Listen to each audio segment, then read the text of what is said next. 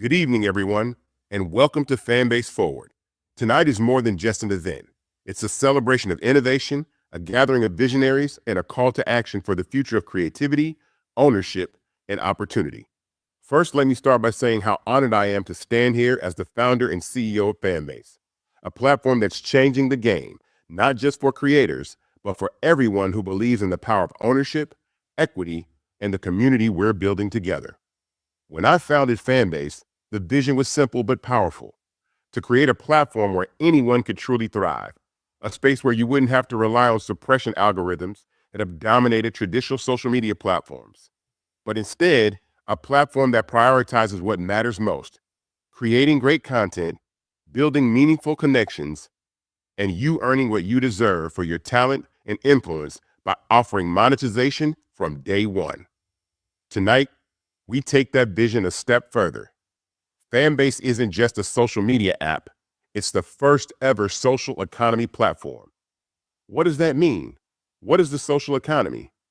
Well, imagine an app that blends the immersive experience of TV with real-time connectivity of social media, all while prioritizing engagement and creators' pockets.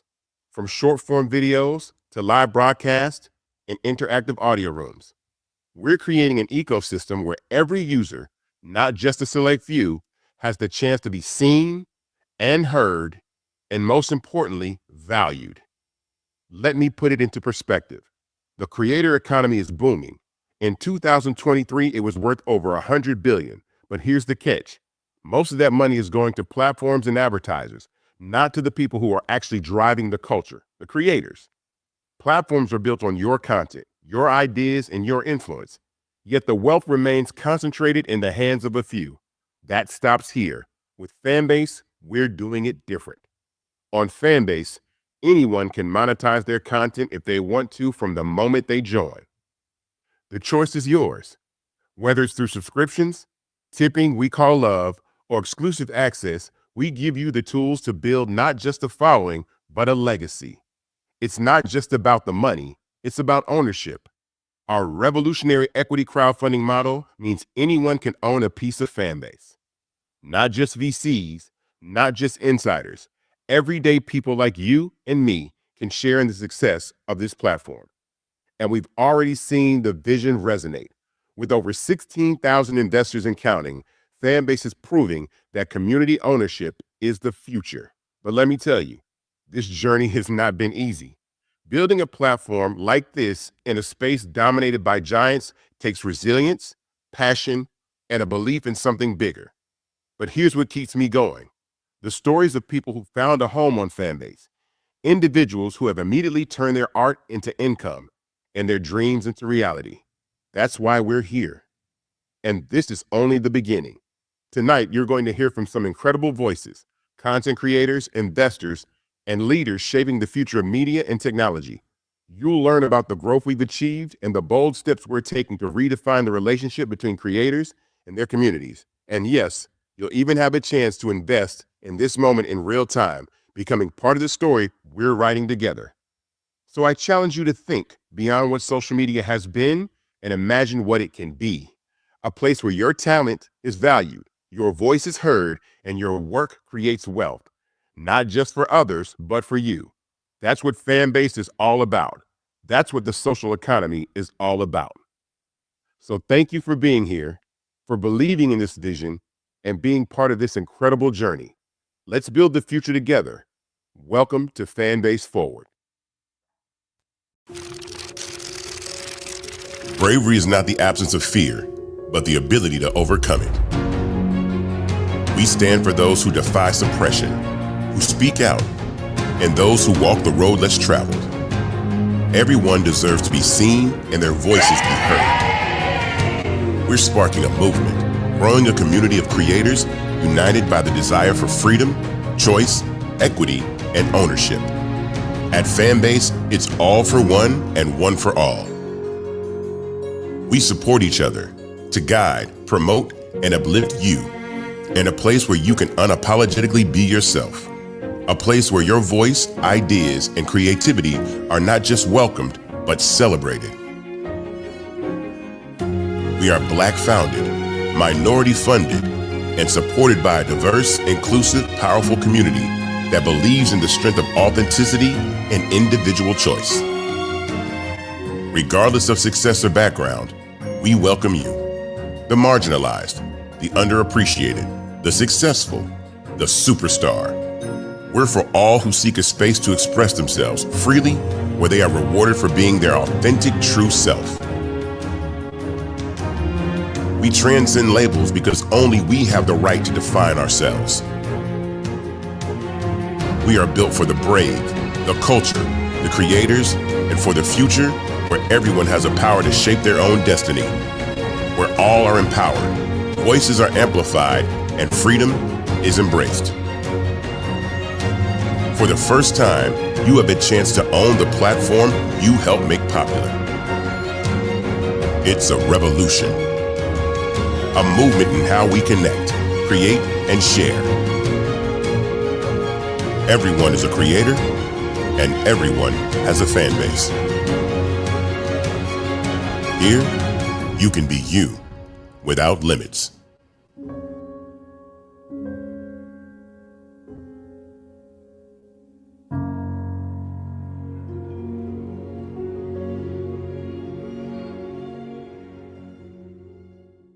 Welcome back to Fanbase Forward.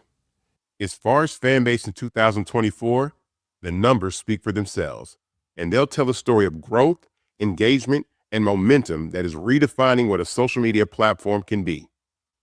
Let's start with our total active users. Over 841,000 people have joined Fanbase. That's nearly 1 million individuals who believe in the power of ownership, creativity, and community. These are people who are choosing to support a platform that values their voices and their contributions, not just as users, but as stakeholders in something bigger. Our app downloads now total 1.2 million, a testament to Fanbase's expanding reach.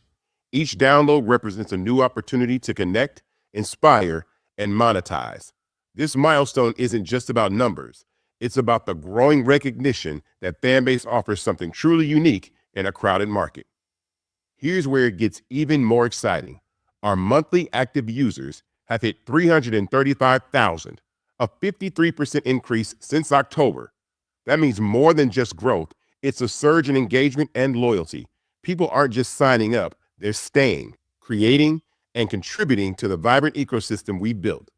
This kind of user retention speaks volumes about the value and experience Fanbase delivers every day. And speaking of engagement, let's talk about session time.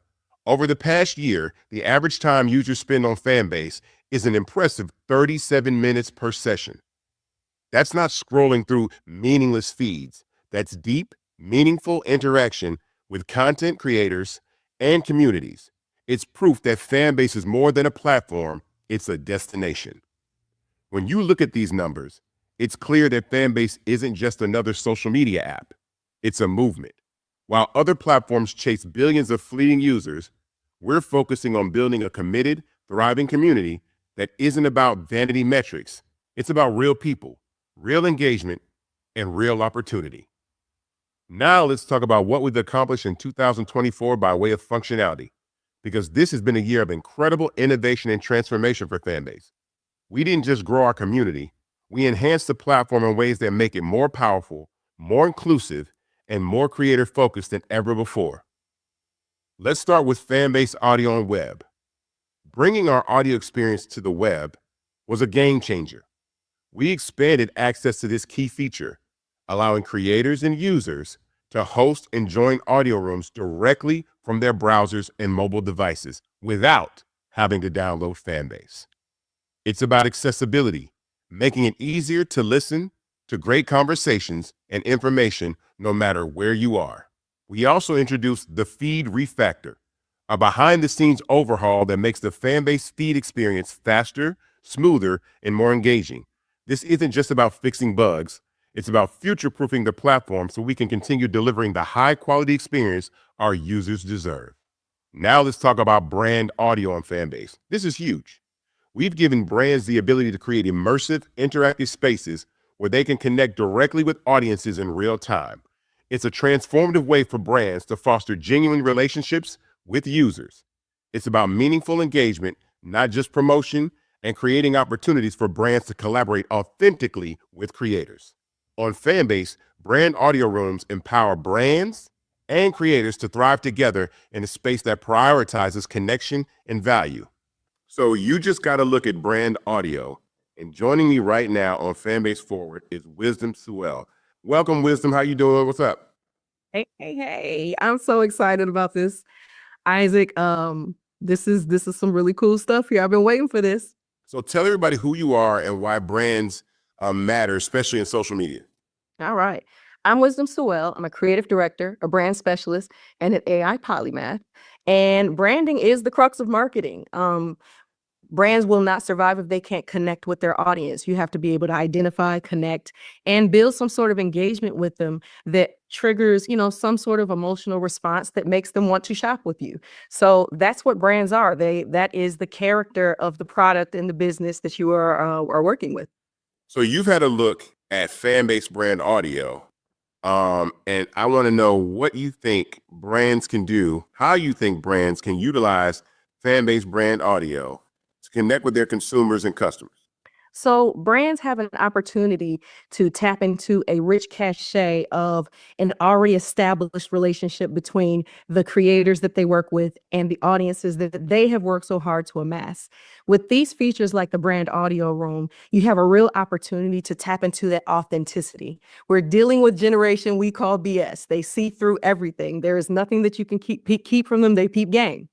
So anytime you have an opportunity to be authentic, that's what's going to work more than anything else. It's not really about loyalty anymore. It's about who do I resonate with? Who do I like? Who do I want to spend my money with? And these audio rooms give creators a real opportunity to communicate and collaborate with the brand to build something that works for their audience, but also for their KPIs on the brand side. Have you ever seen anything like this before? I have not. And as a creator and a marketer, this is the first time I've actually seen the power put in the hands of the creator. I've never seen it this way. It seems like a lot of those metrics and those numbers and the data is always hidden behind this veil. And, it's very enshrouded in secrecy, but this really breaks that down and puts the power in the hands of the creator. So this is pretty powerful. This is the future. Wow, that means a lot coming from you. I'm serious. I'm not playing. Yeah, so, fan-based brand audio has, call to action. You can brand your logos. You can tell people where you want to go. You can actually directly connect with consumers to send them promotions in their DMs, all kind of cool stuff like that. So, what do you think the future is for brand audio, even though it's new, because this is very new, but what do you think the future of brand audio is? So I see so much opportunity here to the point where before this was even like really coming to life, I was thinking about ways to make this happen and bring it to life with what existed before you unveiled this to the world. There's a lot of different triggers and moving parts that don't necessarily come together, and you've solved it with brand audio rooms. And I'm already thinking about how to introduce it to the brands that I work with, because it's a real opportunity to have these personal, um, almost semi-exclusive conversations with your people. You have an opportunity to tap into a fan base, for lack of a better word, that is already dialed in and engaged. They want to see what you have to say. They already follow you. They're already interested. And you get an opportunity to build a dialogue that's not so wide that it feels niche. And when things feel niche, people feel special. And when you make people feel special, you have an opportunity to connect with them in a way that a commercial is not necessarily going to do. It resonates. You have an opportunity to get a little more personal with them, to really make them feel special. You can offer things to them that you don't offer to anybody else. And that's going to make them tune in every time you go live, but it's also going to make them bring their friends, because this generation does not gatekeep. So you can see how that can continue and build upon itself. Wow. Well, thank you very much for joining us at Fanbase Forward. Your voice is very impactful. I'll see you soon. In the A, but I'm really glad to have you on the program, and thanks for stopping through. It's a pleasure, always. All right. Platform regionalization is another massive milestone. By launching Fanbase in Spanish, we've opened our platform to a whole new audience. This wasn't about translation. It was about cultural adaptation, ensuring that Fanbase feels welcoming and intuitive for Spanish-speaking creators and users around the world. We also added emojis in Fanbase audio. And while it may sound small, it's transformative. Emojis allow users to express themselves in real time during audio chats, creating a richer, more dynamic interaction. It's these little touches that make the difference in building an engaging and inclusive platform.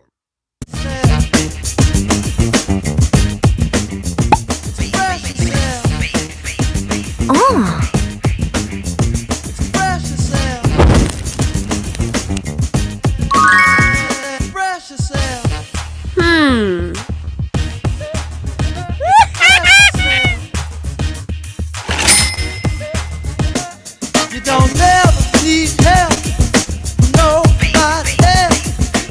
Our Instagram and TikTok migration version 2.0 feature makes it even easier for you to bring your content from TikTok and Instagram over to Fanbase. This seamless integration isn't just a convenience, it's a bridge, helping creators get a head start on growing their communities and instantly monetize your content like never before. When it comes to live content, we went all in this year. The new live stream and live feed give creators more tools to share their content in real time, while Exclusive Live lets them monetize the access by offering premium experiences to their fans. One of my favorite updates is Love in the DM. We brought our ability to send loves, our microtransactions, directly to direct messages. This is a game changer for creators who want to engage with their fans one-on-one while earning revenue. On the technical side, Branch.io integration and PayPal integration were pivotal. Branch.io ensures a seamless user journey from social media promotions to app engagement, while PayPal makes payments more accessible for users globally, enhancing how creators get paid. Recurring engagement is a cornerstone of Fanbase. Creators can set consistent schedules to connect with their audiences, fostering stronger bonds and ensuring that their communities know when to tune in. And with the Fanbase audio listing on web, also known as the hallway, users can easily browse and discover rooms that match their interests. We've introduced Profile 2.0, giving creators more customization and tools to showcase how they are and what they do, and how fans can support them.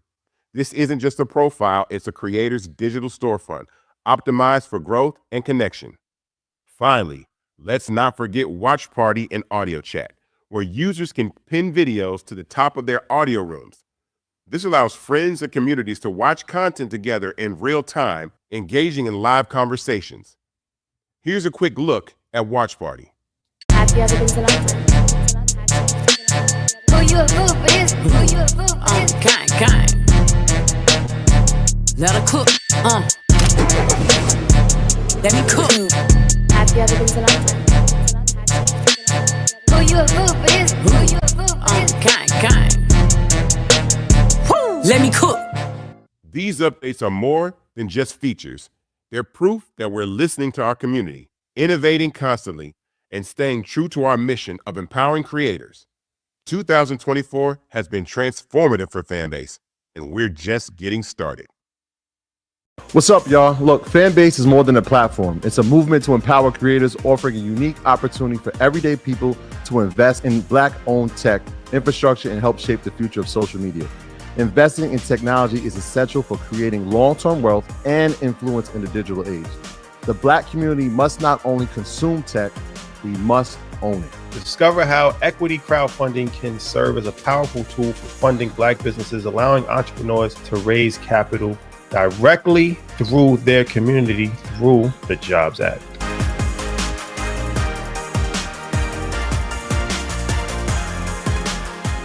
Now, let's talk about the future. As we look ahead to 2025, Fanbase is gearing up for a year filled with advancements and exciting new additions. This next chapter is about building on the foundation we've established and introducing new features that will enhance the experience for creators, brands, and users alike. From new tools for monetization to advancements that will redefine how our community engages and connects, we're not just evolving, we're setting the stage for something greater.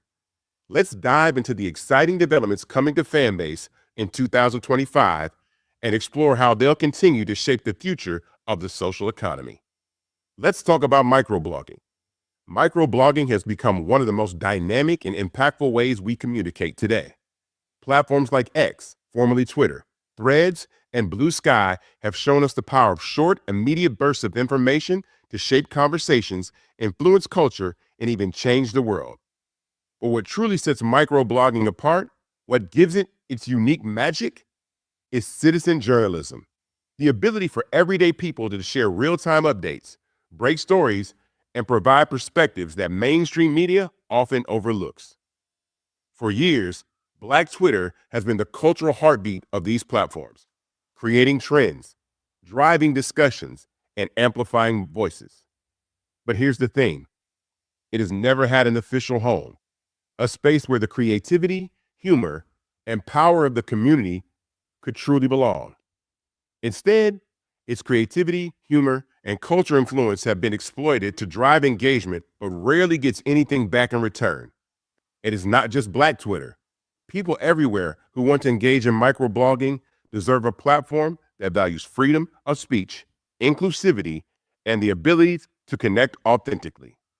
That's why in 2025, we're building something different, something that's easy to use, fun, and focused on delivering real-time messages without barriers.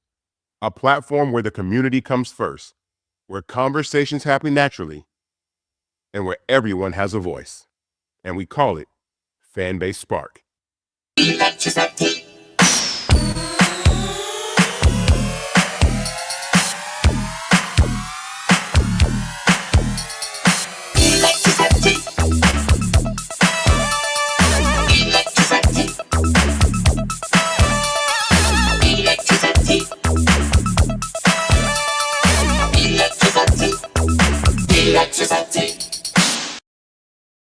This is Fanbase Spark, an electrifying new addition to Fanbase. Spark is where microblogging finds its home within the social economy, seamlessly woven into the UX UI of the app while standing out as its own powerful experience. At the heart of Spark is a dedicated feed, a space designed to spark a thought and give you instant access to what's happening in the world in real time. From a trending section that surfaces the hottest conversations, breaking news, and cultural moments to quick updates and community discussions. Spark is where the pulse of the world lives. It's fast, it's fresh, and it's focused on delivering the information you need right when you need it. But Spark isn't just about staying informed, it's about giving everyone a voice. Whether you're weighing in on a global event, sharing your unique perspective, or making your audience laugh with a perfectly timed post, Spark empowers you to engage in meaningful ways. It's a space for citizen journalism, cultural commentary, and real-time connection, built with creators and communities at its core. Even though Spark integrates seamlessly into Fanbase's design, the dedicated Spark feed and trending section ensure that it feels distinct, giving users a place to explore the world's biggest moments while staying grounded in the inclusive, creator-first environment of Fanbase. With Spark, we're giving microblogging a new home, a place where real-time information meets the freedom to express yourself authentically. This isn't just another feature, it's a transformative addition to the Fanbase ecosystem. Look out for Fanbase Spark in 2025. Now, let's talk about streaming. In 2025, we're also introducing streaming to Fanbase Plus, giving gamers and streamers the ultimate space to create, connect, and thrive. This move is inspired by the emergence and success of streamers like Kai Cenat, who have built massive subscriber bases by doing what they love, creating compelling, entertaining content. Streaming and gaming were often overlooked as creative outlets, but their presence as dominant forces in the creator economy is undeniable. In 2025, we're betting big on the power of live interaction, gaming, and the ability for creators to monetize their streams in real time. This is the future of gaming, streaming, and creativity, and we can't wait to share it with you. In addition to these exciting new features and functionalities for Fanbase in 2025, we're also delivering on what our community has been asking for. You've spoken and we've listened. Features like dark mode, carousels, and AI integration for creators are on the way, designed to make Fanbase not just a platform, but a tool that empowers you to thrive. Imagine having an AI assistant that doesn't just respond to your questions, but actively helps you strategize and discover new ways to increase your revenue on Fanbase. Whether it's optimizing your content schedule, analyzing audience trends, or suggesting untapped opportunities for monetization, this AI functionality puts the power of insight directly in your hands. These updates aren't just about adding features, They're about enhancing your experience, amplifying your creativity, and helping you maximize the value of your content. Fanbase in 2025 isn't just keeping up with trends, we're shaping them. And we're doing it hand in hand with the creators who make this platform what it is. What's up, y'all? Look, Fanbase is more than a platform. It's a movement to empower creators, offering a unique opportunity for everyday people to invest in Black-owned tech, infrastructure, and help shape the future of social media. Investing in technology is essential for creating long-term wealth and influence in the digital age. The Black community must not only consume tech, we must own it. Discover how equity crowdfunding can serve as a powerful tool for funding Black businesses, allowing entrepreneurs to raise capital directly through their community through the Jobs Act.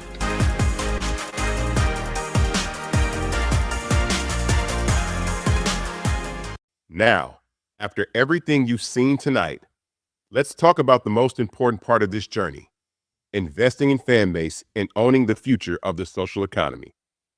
This is your chance to be more than just a user. This is your chance and opportunity to be an owner. Our momentum-gaining equity crowdfund on StartEngine gives anyone the ability to invest in Fanbase.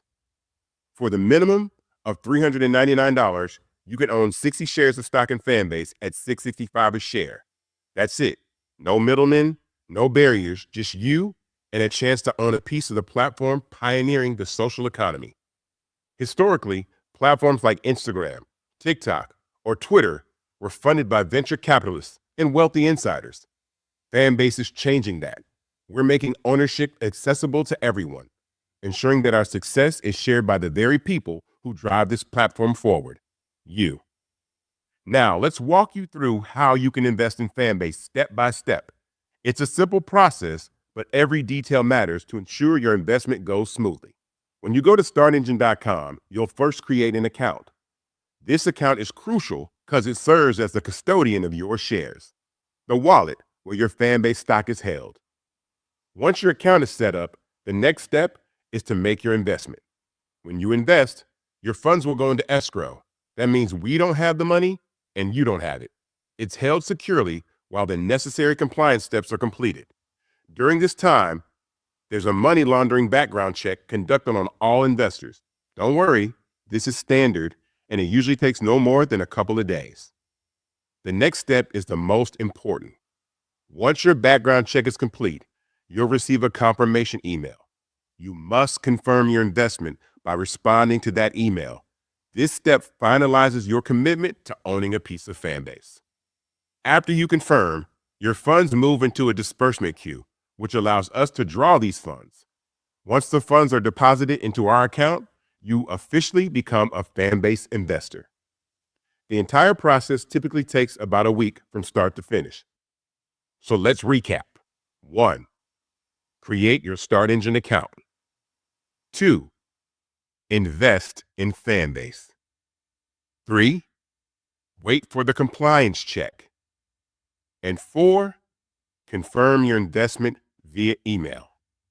By investing in Fanbase, you're not just buying shares, you're becoming a part of the story we're writing together. You're joining a movement that's redefining what it means to truly own a piece of the platforms you help build. Your investment is a statement that you believe in the future where creators and communities thrive together, where innovation is driven by inclusion, and where ownership is shared by the people who make it all possible. After this break, I'll be speaking with Social Proof founder David Shands. This is Fanbase Forward 2025. Invest, innovate, impact. We'll be right back.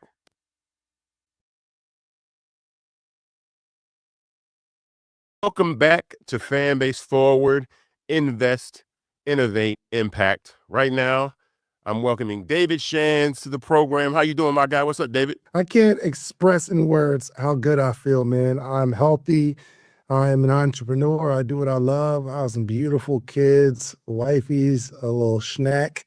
You living the dream, man. For sure, I'm trying. I wanted you part of this conversation because you are an entrepreneur that is in the media space.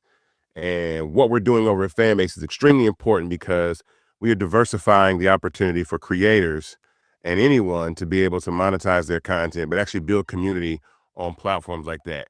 first and foremost, you are a Fanbase investor, though. Of course, I'm a smart man. You got to tell people that. We got to tell people that, man, because this event, you know, what we're doing tonight is really we're showcasing about investing in Fanbase, but we're getting a look forward into what's coming in 2025. And so I wanted to be able to have that conversation. So talk to us about like, you know, your belief in media and ownership and monetizing your content, because you have your own amazing platform and movement that you got going on. So I want you to speak to people about that, because I see you all the time giving amazing advice, amazing things going on. So talk to everybody about, you know, the importance of media. Yeah, I mean, media drives the world. We saw how important media was, not only in this presidential election, but media has driven the world since media was invented. I don't know, the people who control the media control the narrative, and they get to decide what the people believe. But now we're in a space where the media is in the hands of the people, so you get to create the narrative.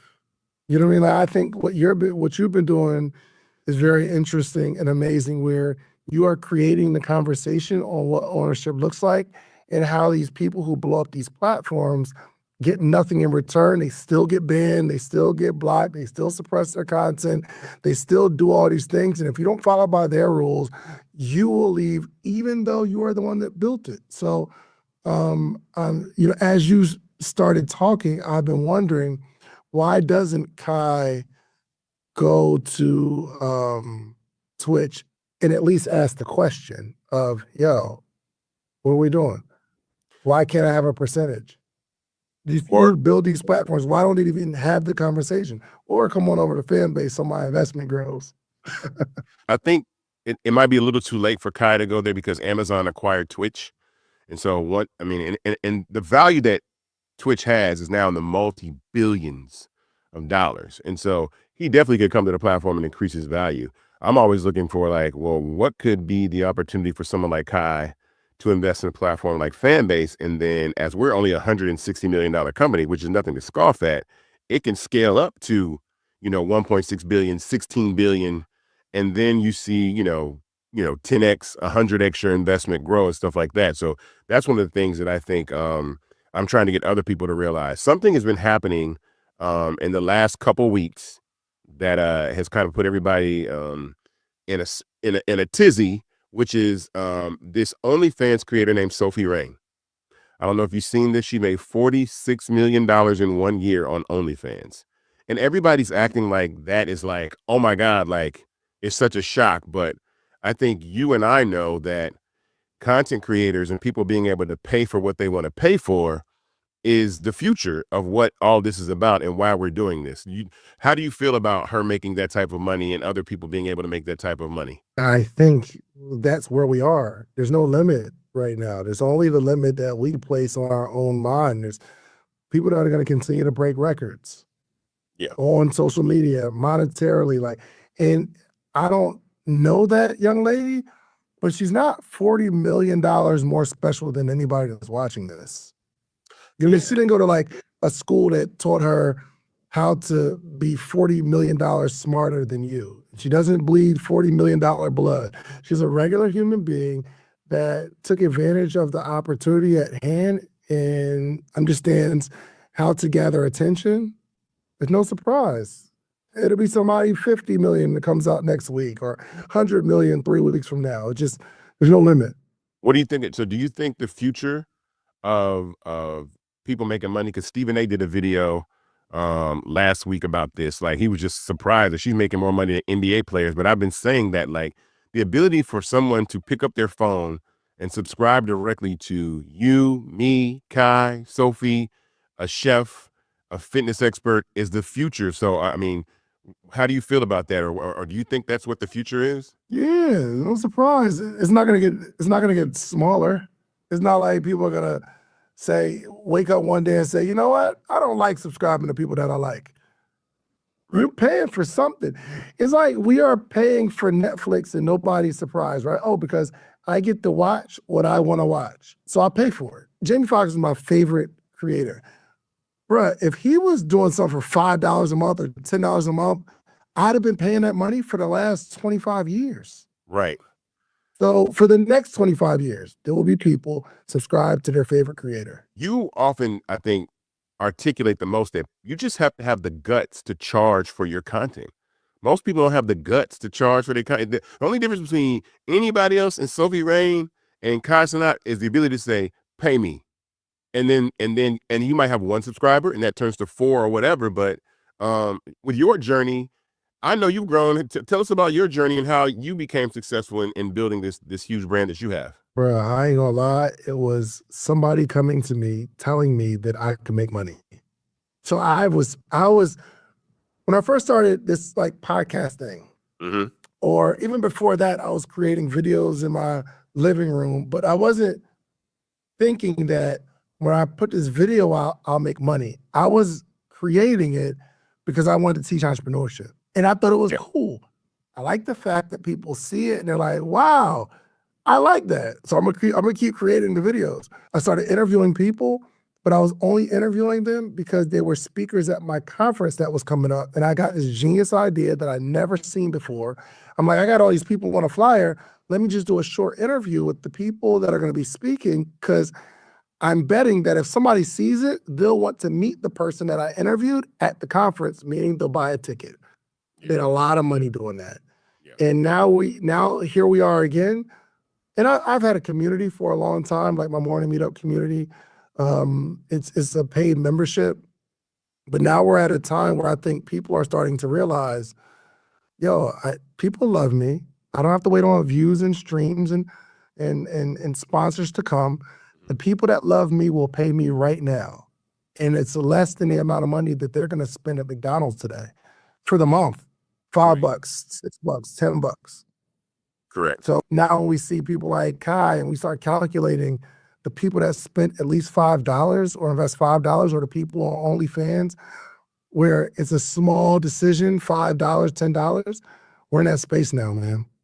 So as a fan-based investor, do you have any questions for me? Because I know that investors are gonna, investors have questions, but I want you to ask me a question because you're a good interviewer.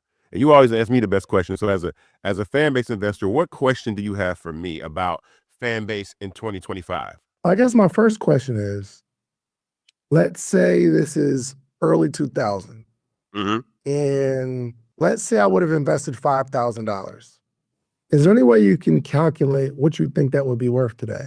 That's a great question. And it's because letting people know that you couldn't invest. You didn't get notified that Mark Zuckerberg was raising capital for Facebook because it was illegal.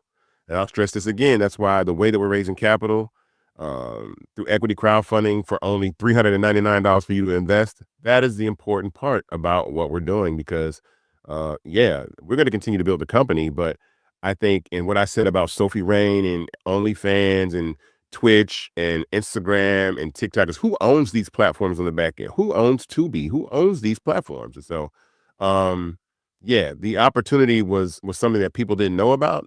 And now we have the opportunity to not only invest in Fanbase and then use our reach to scale and build a platform to what a Facebook could be. I don't have aspirations I don't even know if I could ever reach the level of a Facebook, but I won't count myself out.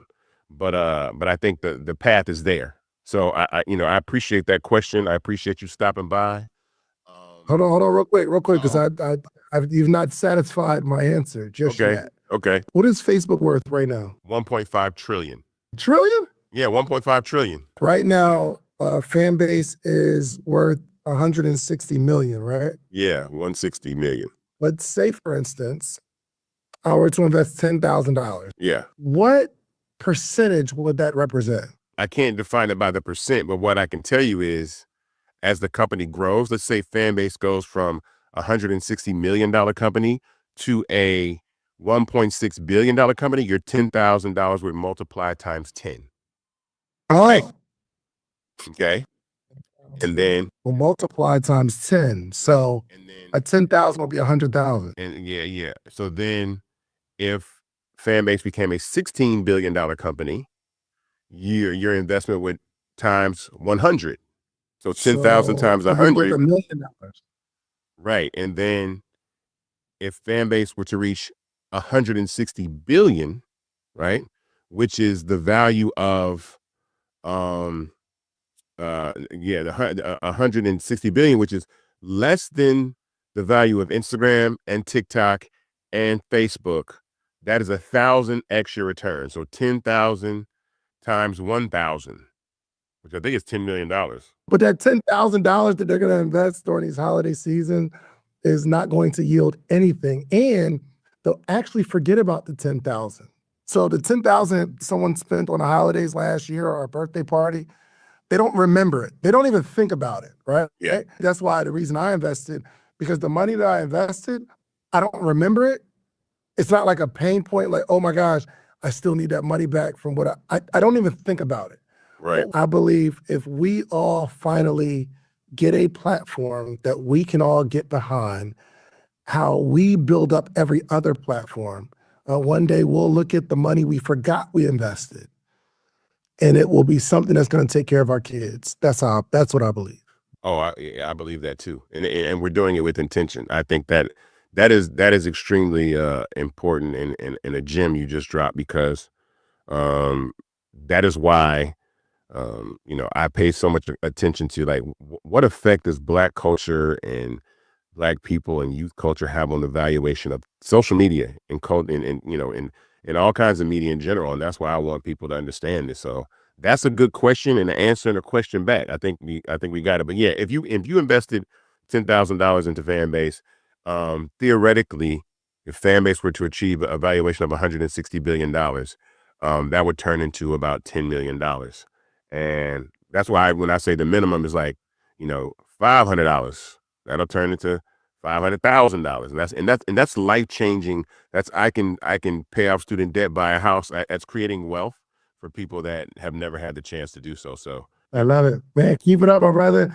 Congratulations, man. Just keep taking them arrows in the back, being a leader, and keep cutting down the trees just so we can walk and have a path, man. But congratulations. Keep it up, brother. all right, man. Thank you very much, David. I appreciate it. No problem. All right, my guy. We'll be right back, guys. Shout out to the whole Fanbase family, all the investors, everybody that's tuned in having this conversation. My name's Ebro. I host the morning show in New York City, Ebro in the morning, drive time. Also work at Apple Music as a host, and do other work inside Apple Music as the global editorial head of hip hop and R&B there. And, a lot of content gets made by me, my team. And when I saw Fanbase was, being in a position to accept investors, I decided to invest and support, because we all know that Black content and Black creators set the trends. Some of the most engaged with content on the internet and on media platforms. And so with the company Fanbase positioning that as a priority to make sure that Black creatives and their content gets monetized and they get credit for it and they can build their businesses, I felt like it was a no-brainer for me to make an investment and participate. So I was honored to do so. I hope to do more as the technology grows and more tools become available for creatives. I plan to engage a lot more. So let's keep pushing. Let's keep sharing the message. And let's keep growing this thing. Now is a great time too. I think there's a lot of transition taking place in tech and in content. And so, let's keep pushing forward. Thanks for having me. We're back live at Fanbase Forward 2025. Invest, innovate, impact. I am here right now with Kika Wise, co-founder of Black Box, a startup that helps people franchise their businesses.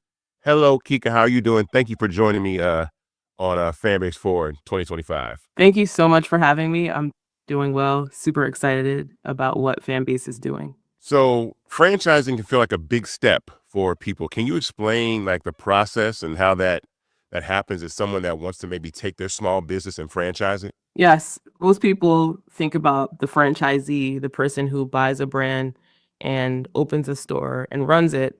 There's not a lot of discussion about the franchisor, the person who owns all of the rights to the store, the brand, and sells units to other people. So most small businesses don't realize that they too can be a national brand like McDonald's, Blimpies, Chick-fil-A. All they have to do is go through the franchise process, which is really a lot of paperwork, some legalities involved, and reshaping the operations and systems taught to someone else. And that's essentially what franchising is. So it's a process, and you do have to go through this process in order to officially be called a franchise.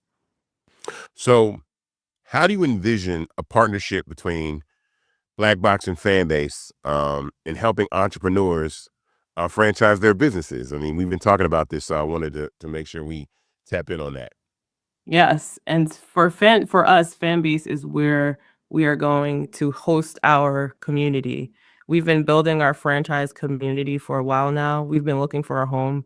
And so when I think about Fanbase and all the amazing things that you all are doing and bringing the education about the franchise world to it, it just aligns so well with us. So the reason why we love Fanbase is because we're going to be able to educate the community on franchising, answering questions, and just providing so much value in using Fanbase as a home for our community. Education is important in teaching people how to do this. So how do you envision or using Fanbase to educate people on how they can utilize Black Box and take their business to the next level? So we have a course that teaches all about franchising.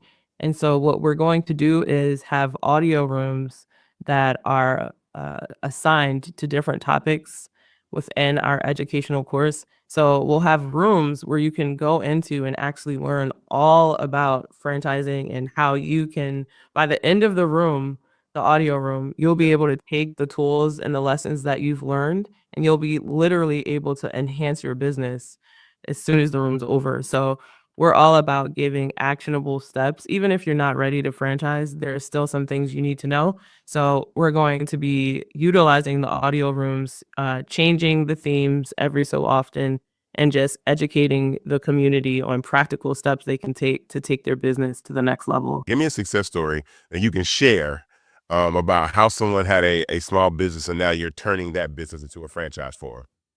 It's so funny because now I'm like, we have another success story, but I don't know if I told you about this one. Oh, really? Okay. It's called, there's a concept in 2021, I helped this concept franchise. Shout out to Daryl Smith.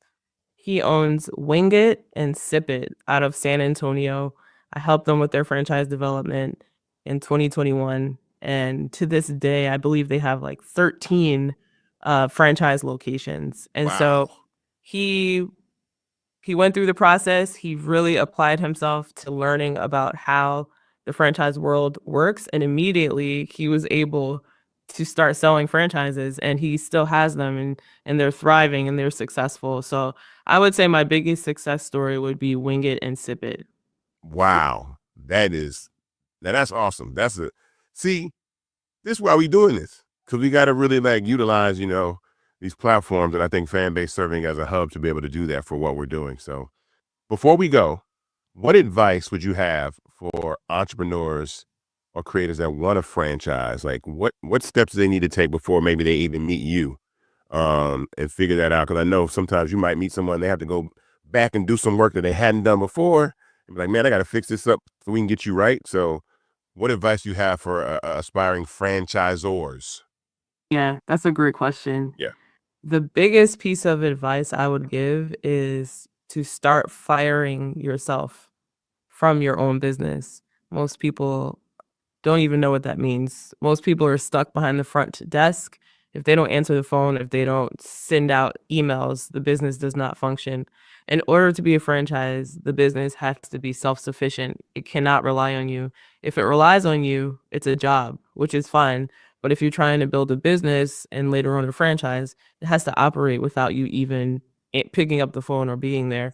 So one of the first things that I suggest everyone does is write a list of all the things that you currently do in your business, things that you love, things that you hate doing, and cross out all the things that you don't enjoy doing. Those things that you cross off now become a task for someone else. Hire that person, have them do those tasks that you don't enjoy doing. Now they have a role within your organization, and now you're able to delegate some of the work, so you're not doing everything, so you can get from behind the front desk. And now if you keep doing that, after time, the business will be self-sufficient and it won't rely on you for its daily existence. Wow. Okay. Well, yeah, I had to actually learn that here at Fanbase, and it's been a blessing to kind of delegate authority and allow other people to do things. It's just trust. There's trust that's involved. But it was the best decision ever because it allows me to be the CEO of the company, and I just get to imagine and dream big and be the visionary, you know what I'm saying? And don't worry about the little things all the time. So, Kika, I want to thank you for coming to Fanbase Forward. I'm excited for what we're going to be doing in 2025. I appreciate you stopping by. And we will talk to you very, very soon. But thank you for stopping by. Shout out to Black Box. Can't wait to get started. Thanks for having us. All right. Bye-bye. Bye. We'll be right back. Friends, what's up? It's your girl Candy. A lot of y'all know me from a lot of different media platforms, but most of y'all know I'm about my business. Let's just get straight to it. And with that being said, over the years, I made a lot of investments. I've invested into a lot of different things, but I would have to say there's not been many times that I've had the opportunity to invest into a company that has the potential to be $1 billion company one day early on.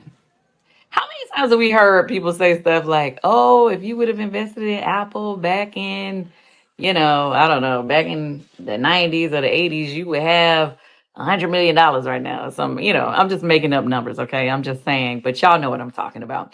How many times have we heard that? And we always say, dang, I wish I would have had that opportunity. Okay, with that being said, I am an investor in Fanbase. I got in early, and, I'm not telling you what to do. I'm just telling you what I did. I do think that this company is on to something.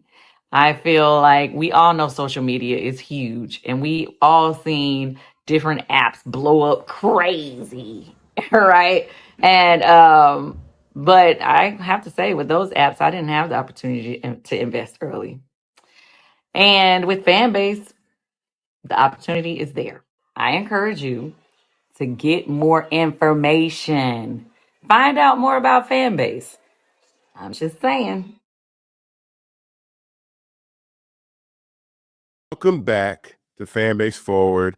Invest, innovate, impact. I am here now with Dr. Shantay Bolton, Executive Vice President and Chief Business Officer at Georgia Tech. How you doing, Shantay? I am doing wonderful. Thank you for having me today. Thank you for joining us for this amazing conversation and event that we're having with Fanbase. So as everybody knows, Fanbase moved their offices in West Midtown in collaboration with Georgia Tech. And we've been able to start to work together. And I want to ask you, what excites you the most about this partnership?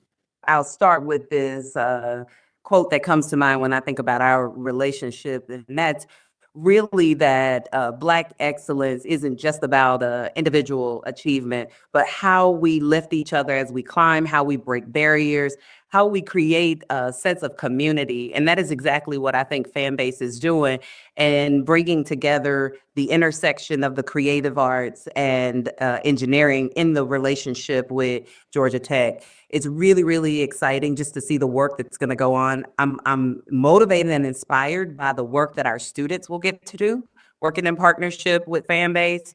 And so it's really this opportunity to elevate the brand of Georgia Tech in partnership with doing things in the creative arts, and in particular, Black creative arts in West Midtown Atlanta. That's exciting. One of the things that excited me in moving to our new headquarters is meeting you and Natasha, are two Black women that are running things. And I was like, this is dope. I said, I got to come over here because I'm around all these dope Black people. And I was like, all right, we're going to bring more Black people into the fold. So I wanted to come over here. I was excited to come over here and work in this space. How does Georgia Tech's commitment to innovation and entrepreneurship align with our mission as a Black-led startup? What do you think? How do we mesh together? Let me give a little bit of history and context just really quickly before I answer that, because I think it will make a difference in this. Georgia Tech was founded in 1885, and I am the first African-American woman to serve in the role of an executive vice president at this institution. That's something I'm very proud of. But also with that, I think comes a responsibility for us to be intentional and thoughtful about the type of relationships and partnerships that we develop. Fanbase creates what I think is a very unique opportunity as the institution is at a place in its history where it's thinking about how to really amplify our impact in the innovation space of creative arts. And that's everything from performing arts, social media, you name it. And I think that this opportunity with Fanbase gives us a chance to really think about what that can look like and to have a partner that is deep in the field that can help us to shape what the future looks like together. I believe that when you think about Georgia Tech and Fanbase as a partner, we as Georgia Tech create the framework of engineering, right? We have that. We know that. We're really, really good at that. We're globally known for that. But Fanbase is a platform that allows for the expression of art in different ways that can connect people and ideas and build bridges. And so I think there's an opportunity there for us to learn from that together, to be able to contribute to and draw from each other. I know that there will be opportunities for student internships that you're going to draw from our wonderful and brilliant minds of our student body at Georgia Tech. And I think that, only good things will come from that. Only good things can come from that when you bring very brilliant creatives in both engineering, and they're inspired by the arts in a way that can help expand the presence, visibility of this social media platform, and the content creators who will use this as their mechanism or avenue to share their ideas, their products, services, etc. Well, that's awesome, and thank you for that, because I think that's incredible statement. We have a collaboration between ourselves, Fanbase, and Georgia Tech, and a podcast studio. I don't think people know about that, but we will be utilizing. We're working together to create an opportunity for tech startups to film and record podcasts. Like I said, like you said, students to come and intern. Along with other HBCU students that we have with some of our other partnerships. So I want to thank you for that. I appreciate you taking time out of your busy schedule to stop by Fanbase Forward, and I continue to admire your work and all you do, and look forward to working with you.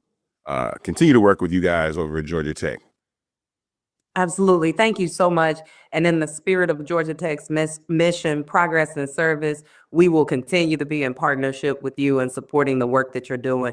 Keep it up. I'm excited to see what is to come, because I truly believe that the best is yet to come with this relationship. Thank you very much. Back to Fanbase Forward, Invest, Innovate, Impact. And I'm now joined by Mr. Ross Mack, founder of Macconomics. What's up, my guy? My God, how you doing, brother? I'm good, man. We met at InvestFest in ATL, man. And after meeting you, I definitely was inspired by your energy in Black people investing and getting into finance and understanding those things. So give people a little bit of your background, because I want to talk about the importance of investing at this crucial moment in our history. Yeah, man, I think that one, is definitely mutual. It was great to meet you. I look forward to continuing to build with you. And a little bit about me, right? I'm from the South Side of Chicago. Used to work on Wall Street, did sales and trading at Morgan Stanley. Then I worked at a hedge fund called Grosvenor Capital. And so, I've seen things on the highest level, but the biggest thing is the fact that I'm from the South Side. And I said, you know what? I realized the greatest teacher is exposure. So I want to bring that same thing that I was exposed to and bring it back to the inner cities. And so I developed Macconomics, which is a platform, a financial literacy production company where we specialize in bringing Wall Street to Main Street. When we talk about investing, man, it's investing in our people and investing in, actual assets as well. Cool. So I wanted to bring you on because I think a lot of people, we have a lot of investors that have come in Fanbase, but a lot of people that could be investors.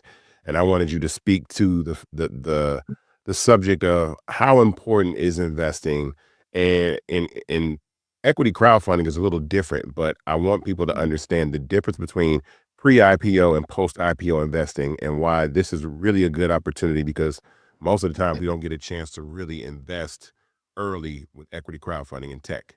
Yeah, like at the end of the day, right? You can't save your way to wealth. No matter what, right? No matter how much your grandmother told you to save your money, right? At the end of the day, you have to invest at a bare minimum to allow your money to outpace inflation, right? And so when it comes to investing, you could do it several ways. And traditionally, right, we've been kept out of investing for the most part, right? The assets that we've owned haven't been allowed to appreciate, whether it's even from real estate due to redlining. When it came to actually buying stocks, the barriers to entry were pretty high back in the day, and not until recently we were allowed to invest and actually not have to pay, transaction fees, right, or commissions, et cetera. And so now, there are different layers of investing, right? And when you think about, having the ability to invest in the next, tech, darling, tech unicorn, we've traditionally been kept out of those conversations because one, right, that tends to be, left for the big venture capital firms, people that are managing, billions and billions of dollars. And one, right, our Black founders often aren't getting nearly what we should when it comes to those meetings, right? I think we get less than like 1% of their allocations. But on top of that, when it comes to being able to invest in, private companies, you have to be something called an accredited investor. And when it comes to being an accredited investor, the rules change, but just consider you got to have over, you have to make over $250,000, right? Or have over like $1 million of, assets or something like that. And as you can imagine, the average person that look like us, they don't, check those boxes. And so to your point, equity crowdfunding presents a good opportunity for people of color to actually say, you know what, I want the ability to, invest in the next big wave of technology. And so I think it's important that, we find ways to have a diversified portfolio where you got your safe assets, your real estate, but also have the ability to own something that has the ability to have a, 50, 100, 200x, even plus.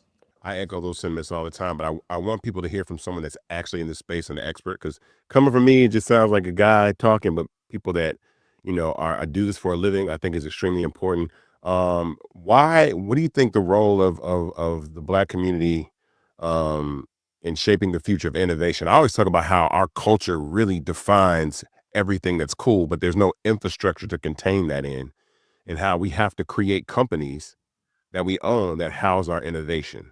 So, so the app Fanbase is one of those things in social media. We don't own these apps. So us being able to actually own our culture in something that is tangible as opposed to something that is not with our culture, how important is that? Yeah, I think at the end of the day, right, Black people as a culture, we're the coolest, most creative people in the world.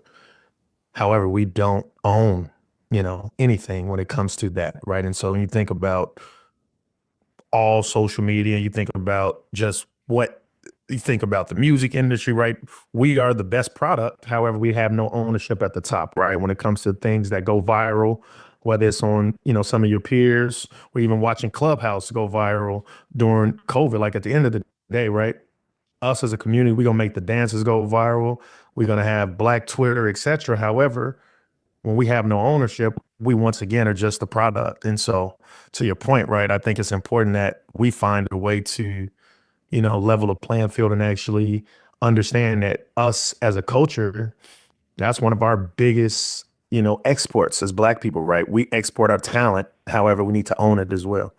And then lastly, I want to touch on investing in Black businesses, because you and I are both entrepreneurs, and the ability for us to, leverage our own wealth in our community is important. And that's one of the first things when I met you, that's one of the first things that you talk about. Why you do what you do is how we can leverage our wealth in our community. So definitely speak about that, and, and how important that is.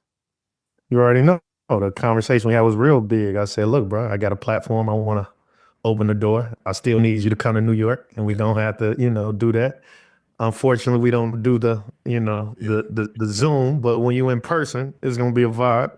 It's going to be a movie. But yeah, man, look, when it's all said and done, man, I think you got to understand that nobody's coming to save us, right?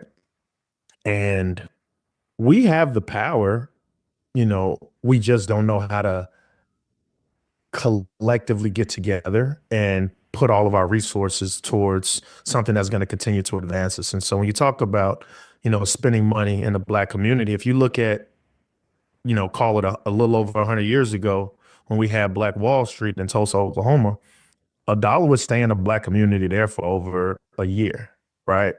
Fast forward to today, $1 leaves our Black community in like less than 4 hours, right? And you look at our respective counterparts, I think Asians is almost 3 weeks. Jewish is around, slightly less than that. But like when you look at people having money in their community for weeks, when it leaves ours in less than 4 hours, there's something to be had and something to be said there. And so I think it's important that when it comes to trying to help advance us as a community, it's important that we find ways to support Black businesses, right? Spend money with people that look like us who, at the same time are trying to advance us. I think that's important, right? It's one thing to just be a means to an end, but then it's like, okay, where's my dollar going? And if I have the ability to put it in a place where it's advancing us, I'm all ears for it. Thank you, man. I appreciate you. I'm glad that we're able to have this conversation, for you joining us on Fanbase Forward. I'm gonna make sure I get up there. And if you get down to Atlanta, let me know, man. You can come by the Fanbase headquarters. We can definitely chop it up. But thank you for joining us. I appreciate your time, everybody. This is Ross Mack, and we'll be right back on Fanbase Forward. All right, My man, appreciate you. Yep. Y'all, look, Fanbase is more than a platform. It's a movement to empower creators, offering a unique opportunity for everyday people to invest in Black-owned tech, infrastructure, and help shape the future of social media. Investing in technology is essential for creating long-term wealth and influence in the digital age. The Black community must not only consume tech, we must own it. Discover how equity crowdfunding can serve as a powerful tool for funding Black businesses, allowing entrepreneurs to raise capital directly through their community through the Jobs Act.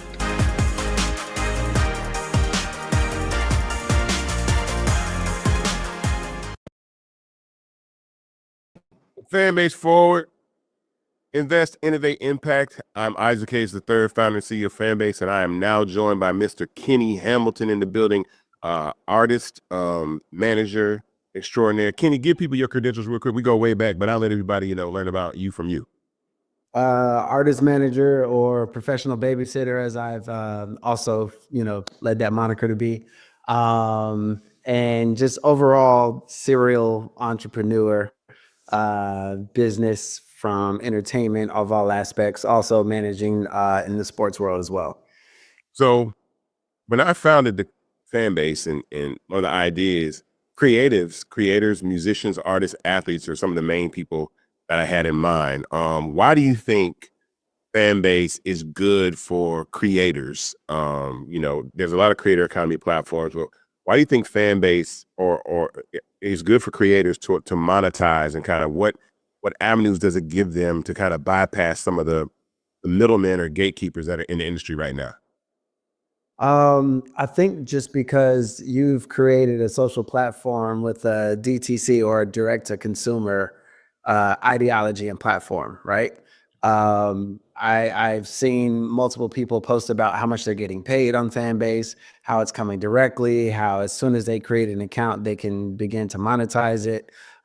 It's taken a lot of the loopholes out of trying to figure out how to get paid, how to become a creator. It's like once I log on to Fanbase, have an account, I can immediately start generating income. And I think that's what the other players in the game per se are lacking. But I think that they're doing this for a reason, because they're based off of ads and you're like focusing on the creator first. Yeah. So as a manager, why do you think ownership is important? Because I know a lot of times, artists get in there and they start making money, but why is ownership as a manager? Why would you tell an artist ownership of your content, monetizing your content is important? Why would you tell an artist or an athlete that? Ownership is important. I mean, we all want to have the ownership, right? But what is it? Is it 100%? Is it 5%, 2%? Like it varies on a scale. The thing I like about Fanbase is being able to control all of your content for one, but when you say in the sense of they own their content, it's you're not masking it to anyone else because we're in a data game. Anyone in entertainment, music, TV, film, they're in a data game. They're about views, they're about clicks, they're about likes. And what Fanbase provides is real-time information with that. There's no buffer to it. There's no, oh, if you have 10,000 followers, we're only going to show 500 of your followers, and then you have to spend money to get ads for the rest of your followers to even get a chance to see your content. It's your content. It goes to your followers, and you have complete autonomy of what you are posting, what you're sending out, and so forth. And that's the difference, and that's what makes Fanbase a lot greater and a lot better than a lot of these other platforms, I think.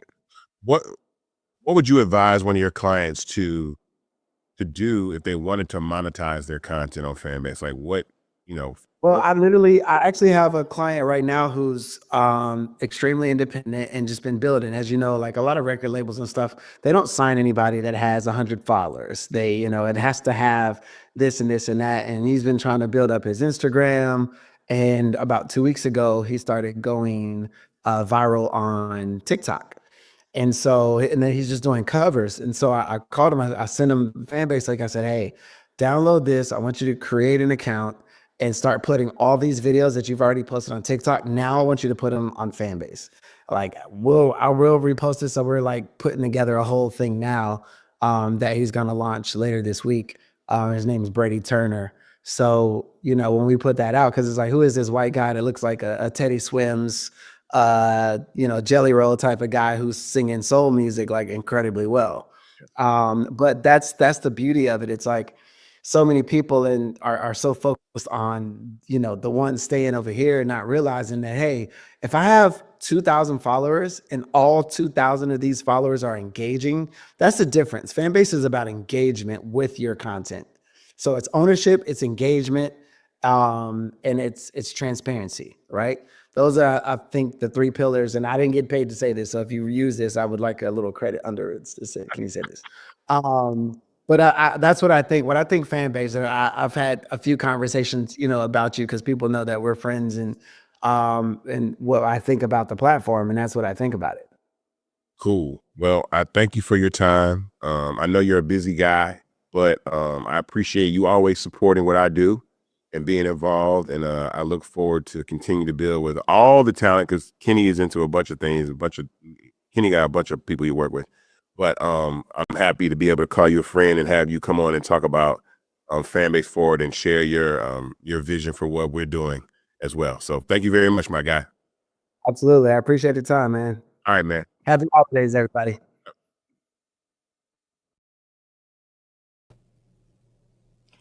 Hey guys, Erika Jayne from the Real Housewives of Beverly Hills and some other projects. And I'm here to talk to you today about Fanbase. And you're probably thinking like, why is she here? Well, I remember when my friend Isaac Hayes called me a few years ago and he's like, Erika, I'm starting this new tech company, this great new app, get in on the ground floor. This is your chance to get in on the ground floor.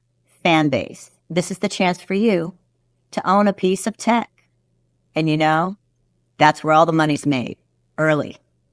So my advice to you, check out Fanbase. And Ike, I'm really proud of you.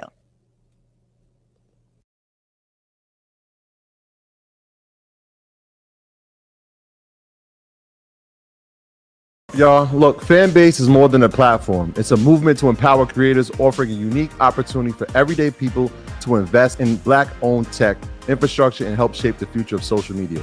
Investing in technology is essential for creating long-term wealth and influence in the digital age.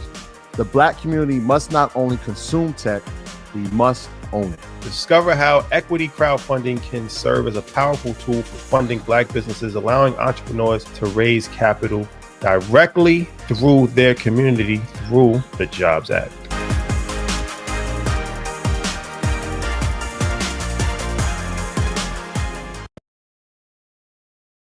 Back with Fanbase Forward, Invest, Innovate, Impact. I am joined by Kenny Burns, the phenomenal Kenny Burns, the lifestyle specialist, investor, entrepreneur, media titan, Kenny has done, an amazing job at being the lifestyle specialist he is, but I've always known you as a person that's been building businesses since I know you. You've been Yes. in fashion, apparel, you've been in everything. And the importance of these conversations, what we're doing with Forward, we're talking about the evolution of Fanbase, where we're going, but we've also been talking about investing in ownership. And I wanted to talk to you about that because I saw a post that you made shortly after the election about how we can start focusing ourselves on our own businesses because of what happened with over on X and stuff like that. And so I want you to talk about the importance of ownership in Black business, because we're both Black entrepreneurs, and how we have to start circling the wagons on our own infrastructure to make, things happen for our community. 100,000%. And that actual statement came behind the rhetoric from Elon Musk. The fact that I was a Tesla owner and then went into, immediate disgust with the fact that he went from, what I paid $105,000 for my Tesla, and then he lowered the price of the actual vehicle to $85,000.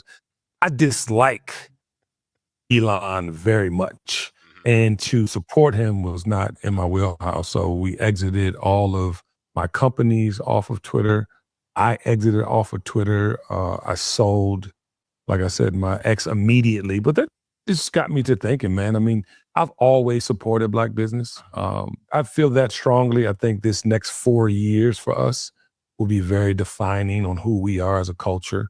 I think hip hop culture is on a decline as far as music being our soundtrack, but there's so many other extensions of hip hop now. Fanbase is one of those. And I think, we have to double down on saving not only Black business, but hip hop culture as we know it. I saw you join the platform. You joined Fanbase. I watched the Kenny Burns show. I watched the clips you put on there. And I want you to start doing audio, though, because I think social audio is something that I don't think people really understand. And we have this feature called Watch Party where you're able to, actually post a video at the top and have a conversation. Absolutely. We're gonna get you on Fanbase Audio. I love that the founder, by the way, sends you how it works. I mean, I was at Art Basel and Isaac was sending me, actually, this is how you use it, Negro. I love that. So kudos to you. So somebody that and work with very well, and your business partner is Fawn Weaver. Yes. From Nearest. And I recently saw an interview with her talking about how ownership is important to her with the brand that she's built, with the patents, the land, Yes. the trademarks, all those things. And that was really the path that I took, even with Fanbase, just coming from out of the music business and what happened to my dad. I want to make sure that I was part of something that I owned. And so speak to her and how we own our infrastructure and make sure, because I've never taken venture capital. It's not that I'm against it, but I had the same reservations as she did about being able to stay in control of your company. But I know you have an enormous amount of insight in what she's done and how, Fanbase can follow that same blueprint that she's laid out, but we can do this from a community standpoint by people investing. Fawn might go down in history as one of the best entrepreneurs and executives ever. The first thing I fell in love with, to your point, is that she was gangster about the way she was going to do business. And I'm not talking about outward gangster. Gangster is, I have an idea. Oh, wait, I'm passionate about this idea. I'm going to go to one of the biggest brands in the world and say, I have this idea and I need your help. They don't hear you. And then you go start researching this amazing newfound passion, which Fawn Weaver did with Nearest Green. And you find out all this amazing history. And in those discoveries, you find this amazing property that is a cornerstone, not just in Nearest Green's life, but in Jack Daniel's life. Then you find out it's for sale. You find out that Jack Daniels doesn't own the Dan Cole farm. So you make that play to buy this land. That's gangster. So you add on to this discovery of this amazing man that started this process that came from the continent of Africa and exudes this whiskey that everybody in the world thinks came from this man named Jack Daniels. No, came from Nearest Green, affectionately referred to as Uncle Nearest. And now you're like, oh, wait, we have to be involved. When you think about business, you think about fortifying your foundation. She exemplifies that on the next level. She exemplifies that, and it will be case studies on her going forward and how she did. This is lightning in the bottle. You don't get this, often. This is not like in every year someone like Fawn Weaver pops up. This is a once in a generation type of business. And she, is privately owned. That's another gangster thing about her. She's raised all this money, and she's been able to be inclusive and have people immerse themselves in this brand. And it's a testament to who she is and what she's selling, right? She's selling history, and we're all a part of it. I love that story because, again, that was my idea to say, hey, look, when I first thought of the idea of Fanbase, I trademarked it. When I came up with the idea of subscription capability, I filed a patent for it. And then I've independently raised capital, and we're still privately owned with the multitude of investors that have joined Fanbase. And so I love the comparison, and I know that you have a understanding of that as well. What is your perspective on Black culture and actually owning infrastructure? Because I talk about that a lot. And I'm asking this question a lot during Forward, is the fact that we, Grandmaster Flash, came up with DJ and scratching, but he really didn't, he invented the crossfader. I didn't even know that he actually sourced parts from a junkyard to make the crossfader, but he doesn't sell credit structure. And so the importance of why I'm doing what I'm doing is to say that we need to own our infrastructure that we put our culture into. How do you feel about that? It's very important. It is our legacy. It is what we will be remembered for. When you just, gave that analogy on him creating the crossfader. But that's technology, right? And to not patent that, to not own that. I mean, how many, Serato would owe him, $1 billion at this point, right? In patent. So I think that it's a thing of, we have been sold on this monetary gain and forgot about art, right? But even when we were learning about the art, we weren't taught about valuing art. We weren't taught to take insurance out on art, to file patents when we had created things to continue this art. To your question, we value the wrong things. We don't value the ownership. We don't value the legacy. You have benefited from your father's music and fought for the rights of that music because he left it to you. There were things that you could, have actionable item-wise to fight for, to monetize, to provide for your family. And you got brothers and sisters. So it's like, at the end of the day, I think, we've been taught all the wrong things. And now our responsibility, yours with Fanbase, is to create a platform where we can have truth. I want to thank you because I think, I know how passionate you are about Black culture and Black people, and joining us today. Glad to have you as a Fanbase user and investor. I tell everybody, go to startengine.com/Fanbase to invest. That's where you go. The minimum to invest is $399.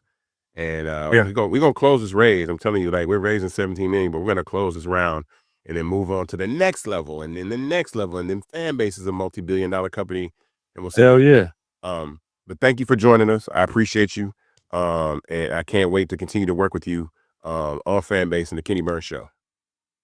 Yeah, man, listen, love what you're doing. Love the fact that you have intentionality around this platform. And you can say the world, brother. Do Fanbase. I'm here for it. Thank you, my guy. All right. We'll be right back, guys. Aloha, everybody. My name is Sam Wilhoit at Sammy Dub, coming to you from beautiful Kaneohe Bay, right here in beautiful Hawaii Nei. So ultimately, you're going to be on Fanbase because this is the future of social media. It is a new day in social media. We're coming to you from the beginning of a new day and a sunrise right here. So what I would say is do yourself a service, okay? This is a once in a life. Well, it's not a once in a lifetime opportunity. Well, yes, Fanbase itself is a once in a lifetime opportunity. But if you felt like you wish you got on Instagram in the beginning and went big, it's a lot harder to go up there now. If you wish you got on TikTok in the beginning and wish you could be able to go big in the beginning, but you missed it, This is your opportunity. This is a blue ocean where you can come in and make a splash now before everybody gets here, because it's going to continue to get better the more people are here, but there will be a bigger crowd from which you're going to have to stand out in. So right now is the time. Also, if you're sick of Instagram, quite frankly, if you're sick of whatever other algorithm is suppressing your content all the time, if you've got 1,000 followers and only 2% of your people see your stuff and you get 2 likes, if you got 100,000, if you're one of those people with 1 million followers and you get 20, 30, 40 likes on a post because nobody's seeing it, if you're a follower that's trying to get bigger like myself and you get 1 or 2 likes because nobody's seeing it, but you just wonder, hey, is my content good? Maybe it just sucks, but is it good? You can come here and find out, because there are no ads suppressing the content, and the feed is wide open. You're going to see everything your followers, the people you follow post, and your followers are going to see everything you post. So people will see it and you'll find out, hey, my stuff is actually good, or hey, my stuff actually isn't good. But regardless, if you want to find out, you got to come over here, and this is a blue ocean. This is your chance to go big while it's on the upswing before everybody else.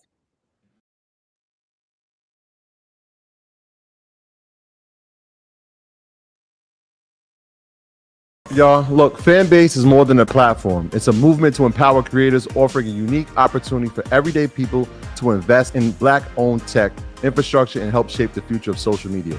Investing in technology is essential for creating long-term wealth and influence in the digital age. The Black community must not only consume tech, we must own it. Discover how equity crowdfunding can serve as a powerful tool for funding Black businesses, allowing entrepreneurs to raise capital directly through their community through the Jobs Act.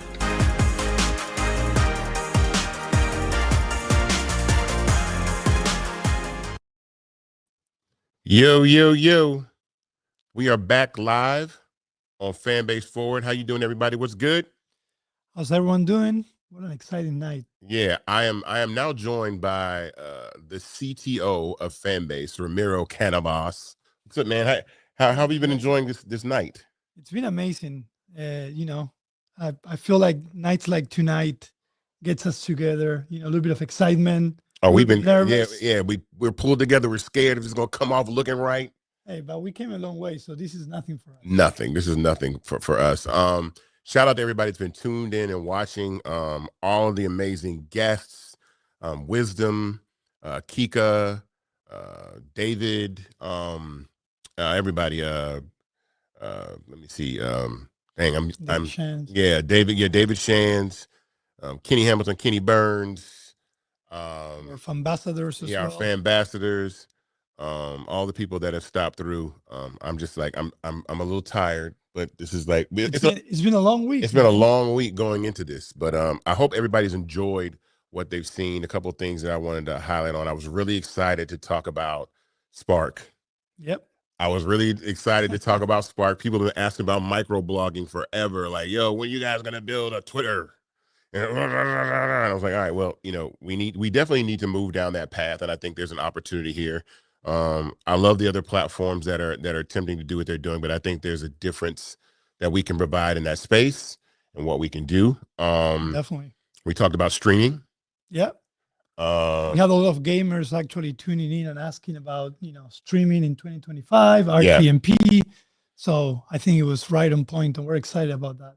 Yeah, and then you guys got to see Watch Party. If you haven't ever done brand audio or just Fanbase audio, period, on the app, you can actually check out Watch Party inside the app, post links to videos at the top of your audio rooms, and listen and talk. And, you know, I watch Pop the Balloon. If anybody's ever seen Pop the Balloon, I've done a whole Pop the Balloon show and listened We're to that. actually doing a watch party right now. Yeah, that's the thing. We're actually having a watch party inside the app of what we're doing right now.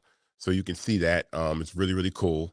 And then we talked about some of the things that people have wanted, like dark mode. People got a chance to look at dark mode. People got excited. People got excited about it. What else? Carousels. Those are the things that we know we are going to bring. It's just a question of time. Yeah. So Yeah. Dark mode, carousel. We also talked a little bit about AI. AI. No, let's talk now. I want you to talk about that because Yeah, it was definitely. exciting. Talk a little bit about AI. Yeah, definitely. So we're definitely excited about AI and what AI means for the social economy, more specifically for creators, right? I know that AI can be intimidating. We're starting to see a lot of content out there generated by AI, but when AI is applied the right way for the right purpose, I think it has tremendous value. So for Fanbase, and because we are creator first and we're all about the creator, what we're trying to do with AI and what we're going to be doing with AI is empowering the creator, giving them better workflows and better tools so they can create a genuine original content in a better and quicker way. And also insights are super important, right? Yeah. So it's not just a question of us throwing you a bunch of data and saying, okay, figure out what's working for you.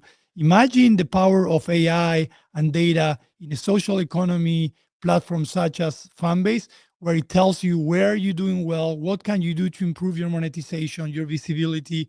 So we are excited about bringing AI to really empower creator and benefits their audiences as well. And when we talk about creators, we're not talking just about individuals.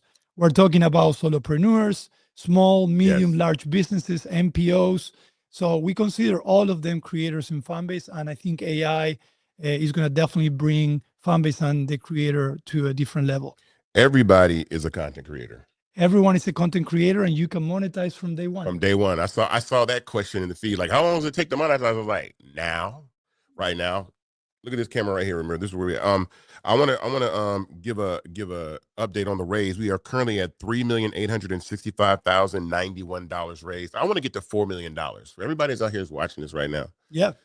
Call your friends on the phone and be like, yo, I just saw this amazing program about this startup called Fanbase that is taking on the big boys like Instagram and TikTok and X, but I can invest in it. You can invest in it, and we can invest in it. So we need to all call each other. I say this all the time.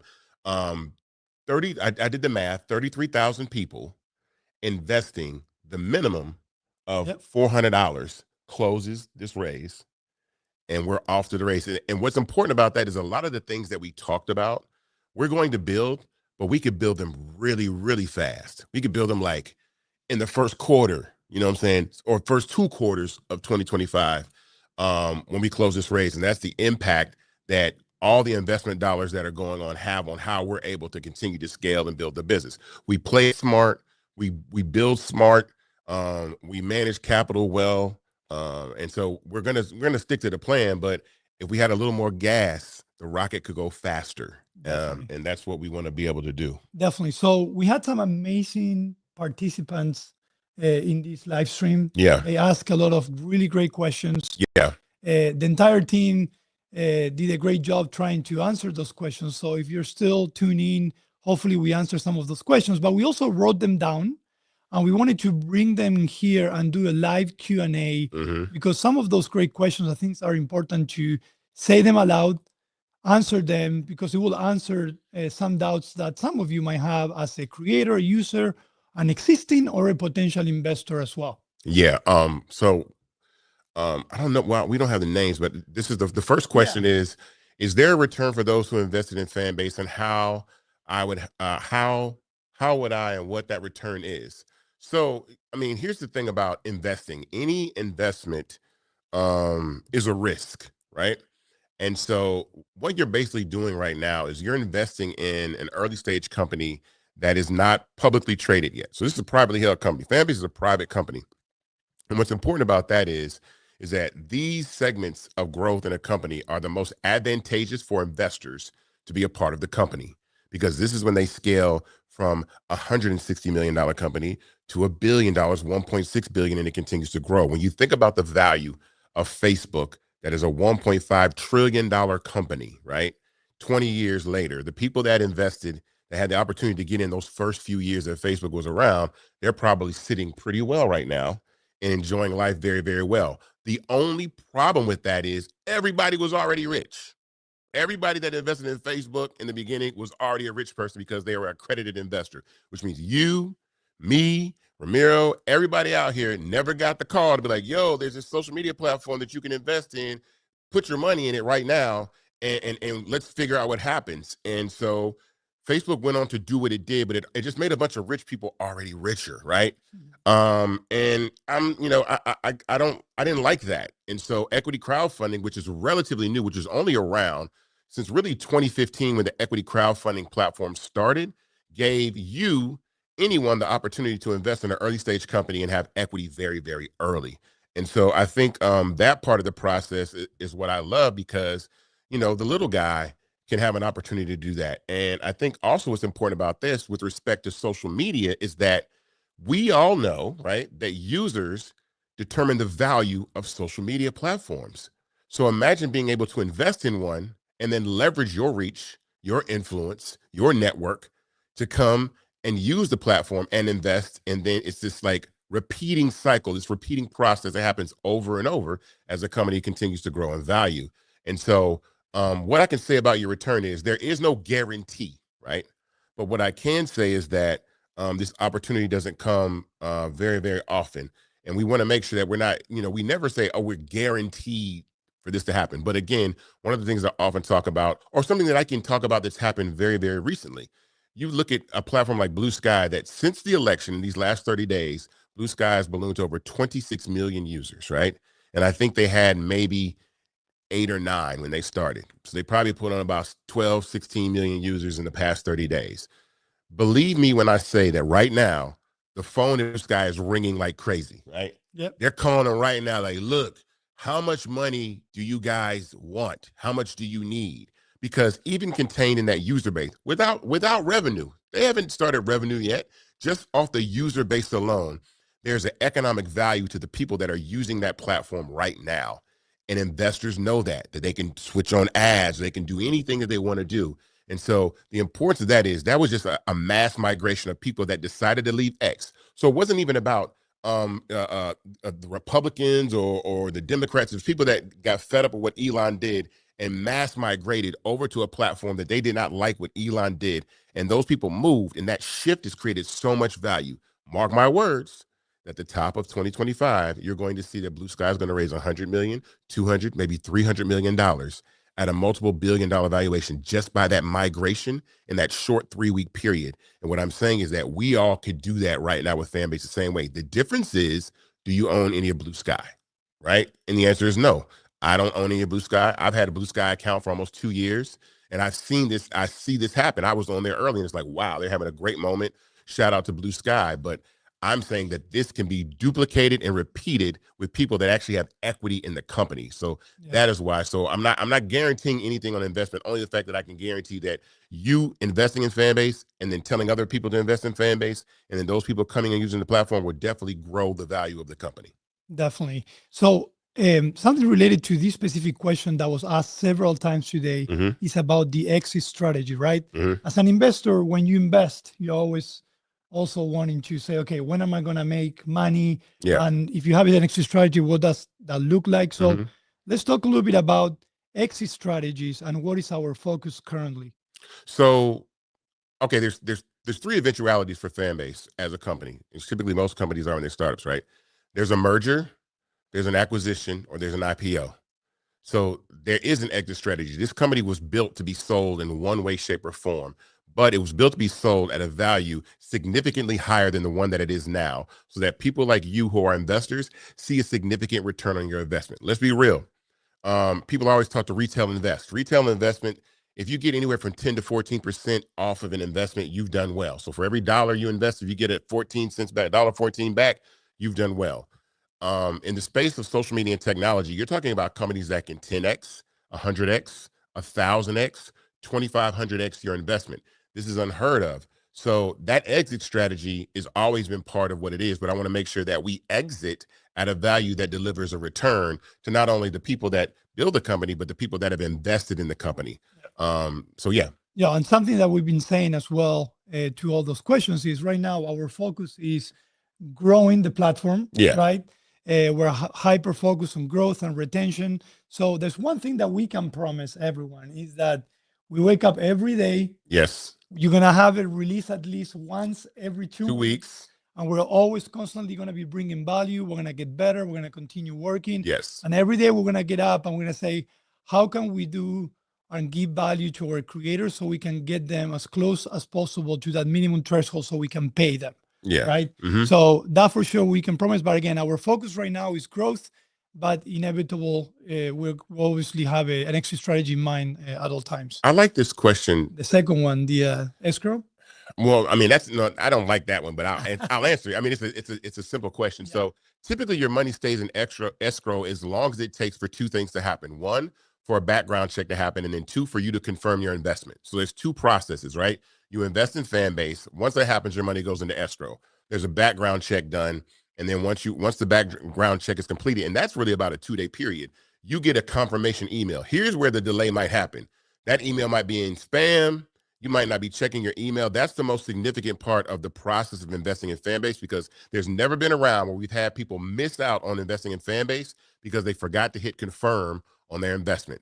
As a matter of fact, when we see on the back end of our platform, I see lots of unconfirmed investment that we have, but I'm telling you, if you have invested in Fanbase, check your email. If you don't know if you're invested yet, make sure you check and confirm your investment, because that could change a lot. That could push the raise forward significantly, because there's a lot of money there that people have yet to confirm, because I don't want that money to get returned. And then people are like, oh man, what happened to our investment in XYZ? So that money stays in escrow just about that long, for however long it takes to do that. The question that I like is, team, will we eventually get music? What is the music strategy? That's key for growth and retention. So music is very, very complicated. Complicated for a couple of reasons. We are a monetized platform. We have subscriptions and we have tipping. The hurdle is the music industry wants their money, and they have rights and they have publishing rights. For that very reason, the only vertical on Fanbase that you cannot put content behind a paywall is Flicks, which is like short form video, where music typically will be. And so the reason we do that right now is because we don't want the music industry saying, you're putting our music behind a paywall, give us our coin. As far as music strategy, there's another thing that's also pretty tricky, and that's getting the rights to this music. Now, fortunately for us, we have a guy by the name of Bill Campbell, who's an advisor to us he's really the architect of music Not licensing. just a guy. Yeah. He's an amazing guy. He's an amazing guy. He's an architect of licensing for music. So when I started this, I come from the music background. So the first thing I said is, let me find somebody that knows about music and apps, and Bill is the guy. So he's the guy that wrote the initial licenses, the initial agreements for like Musical.ly and TikTok. And so these platforms could have music on them. So I sought Bill out as someone that could really help us get music to the platform. And so it's something we want to do, but again, it's a challenging process, and it's very, very costly too. Now, these licenses that these companies have, and what I mean by costly is, it's not costly as in the sense of saying it's, $100 million or $200 million. For companies like Facebook and Meta, that is. But for us, it's costly in the sense of it's something that we can spend, and it's going to move the needle on growing the platform while we continue to do other things that focus on growth and retention. And so it will be there, but we definitely want to add music, and music will be coming in 2025 when we close this Definitely, round. you say it right. So it's coming. I know that one of the things I do want to mention, Isaac, that you always been keen since we started talking about music the first time. Someone farting the alarm. Oh, no. Yeah, no. Is that, even though I know that you have the mainstream music licenses, you've always been very keen on independent artists. Yeah. And that is connected to what Fanbase is about, right? Yeah. We always say when we build Fanbase, we build it from the bottom up, right? Yeah. And when it comes to music, you also want to give the chance to independent artists to be able to showcase their music as well. Yes, indeed. Right? Yeah. So I'm not going to say too much, but I will say that music is coming. It's part of our strategy, but also we want to do it differently, and we wanted to do it in conjunction with what Fanbase is all about. So, all right. The next question is, what about ads? Will we control ad-driven content? Can we run our own ads? So currently, Fanbase does not have an ad model. It doesn't mean that we are against advertising. Here's the main reason why I built Fanbase without ads. It was simply because of content suppression. On all these other platforms that run ads, your content gets suppressed because they can't allow you to have the reach that they're trying to get brands to pay for to run ads with them. So if you have 10 million followers, they can't let you reach 10 million people if they're about to charge a company to reach 10 million people through ads. So they suppress your content. That's the big secret. That's what none of them will say, but I promise you it's real. So the reason why your content doesn't reach, anybody that or most of the people that follow you. And you can look at your page, go look at any celebrity's page, go look at all these celebrity pages that are on Instagram, right? They might have 100 million, 200, 300 million, right, followers, right? Go look at the reach of their Reels videos, right? 10 million, 5 million, 2 million, 20 million, never 300 million, never 400 million. They're not going to do that because that's literally $28 million worth of reach that they have, that they would lose because brands would come to the users that have those large followings to run ads.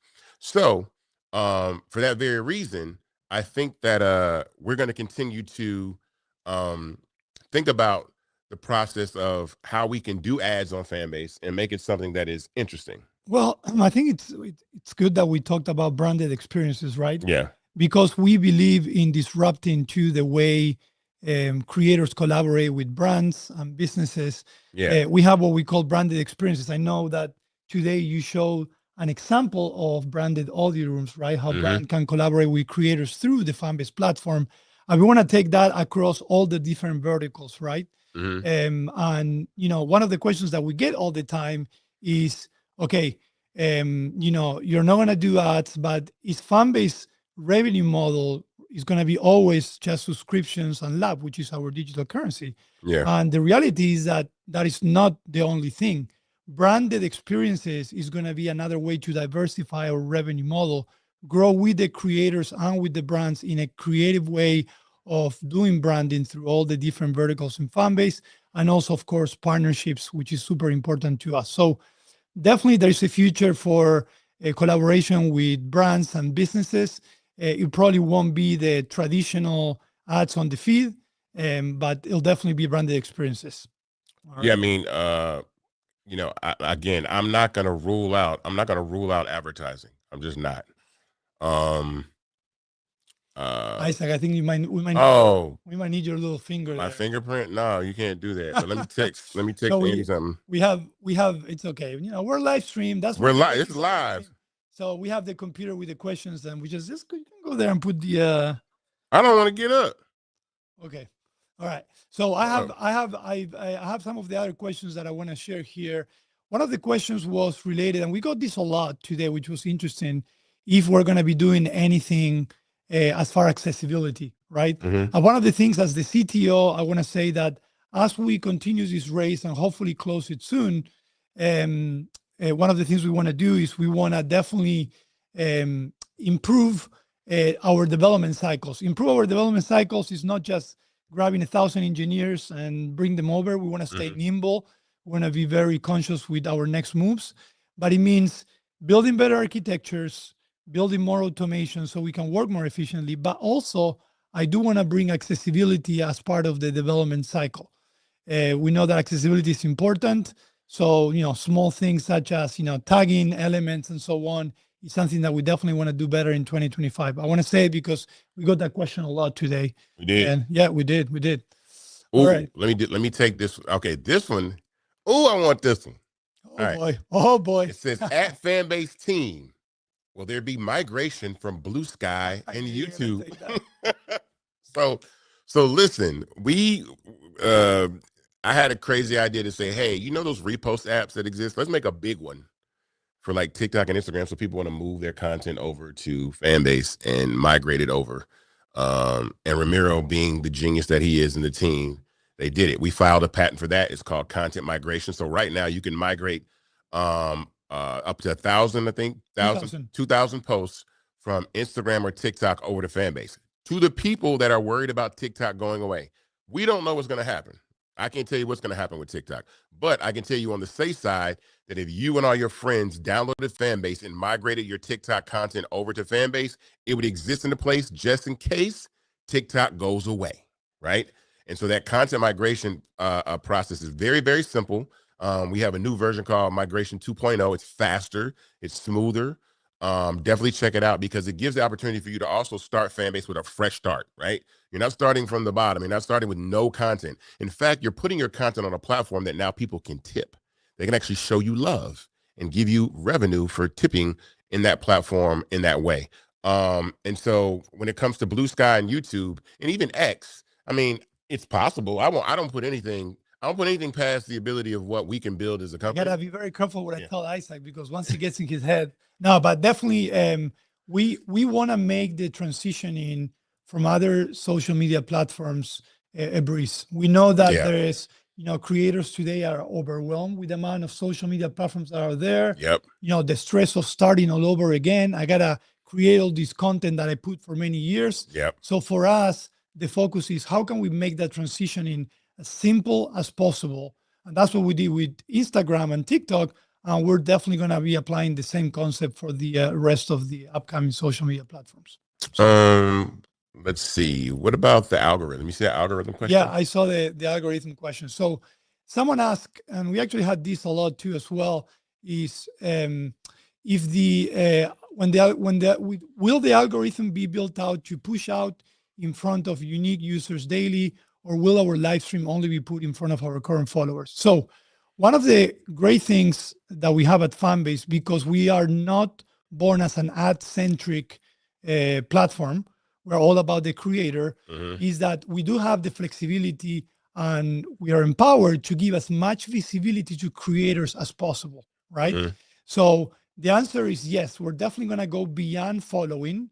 In fact, the algorithm that we're working every day is how can we give relevant visibility to audiences that are looking for specific interest, specific content, and that goes beyond following, right? Following matters, of course, because you get to choose what you want to see, but at the same time, we're also going to be giving that visibility beyond following as well. So 100%, and I think that's something that I'm always excited about Fanbase is that we have that flexibility. It's a creator and content-centric algorithm. It is, and we built the platform to understand that I didn't want people to be limited by following. I think following is dead. I don't think following is a thing anymore. It still matters. It matters, but here's what I mean by it matters, because people remain connected to you, but it should not be the only way that people see your content. And matter of fact, it's not the only way that people see your content on Fanbase. We wanted to go into the engagement era as opposed to the following era. So I always say, would you rather have 1 million followers and 100,000 views on your content, or 100,000 followers and 1 million views on your content? To get those types of views, it has to go beyond your following. People have to see your content that are not following you. So of course we want to make sure that algorithms put your content in front of massive amounts of people, because again, we're not concerned with limiting your visibility based off running ads. And so that's a very, very important key part. Anything else you want to? So we have a few more questions. Yeah. I know one of them I already answered, but someone asked, how much are you investing on platform design, speed, and performance and stuff like that? And I love that question as the CTO. And I think it's a good opportunity for us to share how the $17 million can shape the future of Fanbase and the social economy. Absolutely. So definitely a big part of the investment is taken to the product development itself, right? Yeah. Now, and I'm going to repeat again, product development is not just going out there and bringing 1,000 engineers, but it's how we can make this platform scalable, improve user experience, improve architecture, improve infrastructure, and third-party integrations that we have, right? And a lot of times, what matters the most are the things that are not tangible to the user or visible to the user. And definitely, speed, performance are going to be part of that roadmap into improving the product itself. Okay, so we're hoping to, close the race as soon as possible so we can exponentiate that product growth, definitely. Yeah. Okay. So I have two questions that I think are important, because you talked about it today. And as we go into 2025, and as we share with the world our strategy, we mentioned two concepts. One was social economy. Yes. Right? So I would love for you to explain again to everyone the social economy. And I know the word itself must strike you, but I want to talk about social rehab. I know we can call it something else, but it's important because what Fanbase is doing is changing the way the industry will think about content. Right. You know what I mean? So I think it's important to emphasize on that. No, it is. So the social economy is really the convergence of where we are with social media and just media itself, right? Social media is the new television. right? And within that, all of us are part of this ecosystem. We are all channels, right, on a network. So every single person that's on Fanbase is really a network, is a channel. All these platforms that you are on, you are on these platforms, but the difference is that the monetization is not directed or even geared towards you, right? Because these platforms are so heavily, so they survive off advertising. So the social economy is a convergence of social media, entertainment, television, monetization for every single person. So that's an understood language that your content has value. We have to get from the fact that we have to get past the fact that we don't consider that our content has value. Your content has value, right? If the platform is not paying you directly, then you are what's being sold. You are the product. And Fanbase pays you directly. We provide the opportunity, the mechanism for people to subscribe, to tip directly to you, right? And so the social economy is really where we're headed, where every single person has the instant ability to receive revenue, right, for content, whether they choose to or not, because people are generous. They share, they want to tip. We They have want that to in Fanbase a lot. A lot of time people go in there and don't even realize they have money. They make a comment, they go into an audio room, they go into a chat, and suddenly make money. We call that the aha moment. Make money. I make money over here. Like, this is different. And people check their account. Like, I got $25 sitting over here. I have $17 sitting over here, and I don't even use it. Matter of fact, I had a meeting this week with a user, and they hadn't been on Fanbase in a while because they just haven't been anywhere in a while. But they looked at their account, and they made over $1,000 on Fanbase, and said, I hadn't even done anything over here. And I'm like, imagine if you were over here the last 2 years while you've been taking a social media, rest and not doing anything. I'm like, man, you've been blowing up, popping. So one of the questions actually there were several questions, because some people ask, so are you guys a social media platform? Are you a creator economy platform? Mm-hmm. So is it valid to say we are a creator economy platform with social media feature and social media communities? Because yes, what's the difference a Patreon from Fanbase? There's no community. There's no community, right? What's the difference between a TikTok or Meta and Fanbase is that they're ad driven, right? They're ad driven. And the conversion that you're talking about is exactly that. Right. We're a creator economy platform with social media features and community, and that's what the social economy is about. And there's no one that is doing that except Fanbase. And with that, social rehab is what is taking place. And basically that means that there's this process of understanding that everybody that is so used to views and likes and attention, which is totally fine because we are going to give you that. You have that on Fanbase.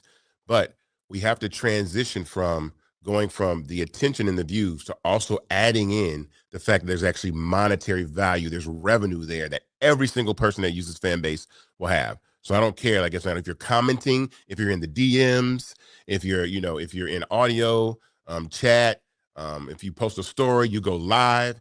It's just this ability for everybody to do that. And so there is going to be a transitional period that people are going to understand, like, wow, it's going to take a while for people to understand that as many views as we give you on Fanbase, we love that. But the residual impact, right? The fact that you'll be making money from those views because people will tip you for those views. And I've seen that. Somebody posted, I think this is something that happened. Somebody posted something, I can't remember what the video was, and they made like a couple dollars. And they were like, I only have like 600 followers. I mean, imagine if I had 6,000 or 60,000 or 600,000. And I'm like, yeah. And that's the thing, as this thing scales and grows, you're talking about a global platform. We're in 190 countries and territories on iOS and Android, running 24 hours a day, 7 days a week, right? And so there's never a time that you can't make money on Fanbase. That is the important part about it. I always say this all the time. I define a business as the ability to receive revenue for a product or service you provide. So by default, every single person that has a Fanbase page is a business by default. That means you download the app, right? You comment, you're providing a service, you're creating content, right? That you provide, right? And people can tip you for that. Or you can put your content behind a paywall and have subscribers and build your content that way. So that's the extremely important part about this, that Fanbase makes everyone a business. There is no, you have to get this many watch hours or this many followers. I saw that they did something on X like that where they demonetized people that had subscriptions and took them away until they got 2,000 verified follows. Yeah. I'm like, That's too much. We're still trying to figure it out. That's stop playing games with people. That's too many games that are being played. And so we don't want to do that over at Fanbase. We want to make sure that you guys have the ability to reach and monetize, do that. And social rehab, the transition that we're going to be doing in this process and people realizing that they make money off their content is going to be phenomenal at Fanbase. Yeah, and it's basically an exciting challenge for us because we want to support that, right? 100%. Through product communications and everything. So that's exciting. So it's 10 o'clock. It's 10 o'clock. All right, on the dot. Well, let's talk a little bit about the investment opportunity before we say goodbye, and then we can do a recap. Yeah. So the investment opportunity is right now, everyone watching, right? You can go to startengine.com/fanbase and invest in Fanbase. The minimum to invest in Fanbase is $399. That gets you 60 shares of stock in Fanbase at $665 a share, right? And the important thing about that is this opportunity does not exist anywhere because of equity crowdfunding. You're allowed to actually own part of a social media tech startup. This is very, very new, a new opportunity to do that. And also, it's the holidays, right? I mean, give equity as a gift. We're going to spend money on Christmas presents. I get it, but I would much rather receive some equity in a company than something that I might use, or a sweater that I'm going to take back, or some Christmas socks that I'm not going to want to wear. Buy me some stock. Buy me equity in something that I think can I have ability to actually contribute to and grow and monetize and see what happens. And we see how big these companies get. And so go to startengine.com/fanbase to invest.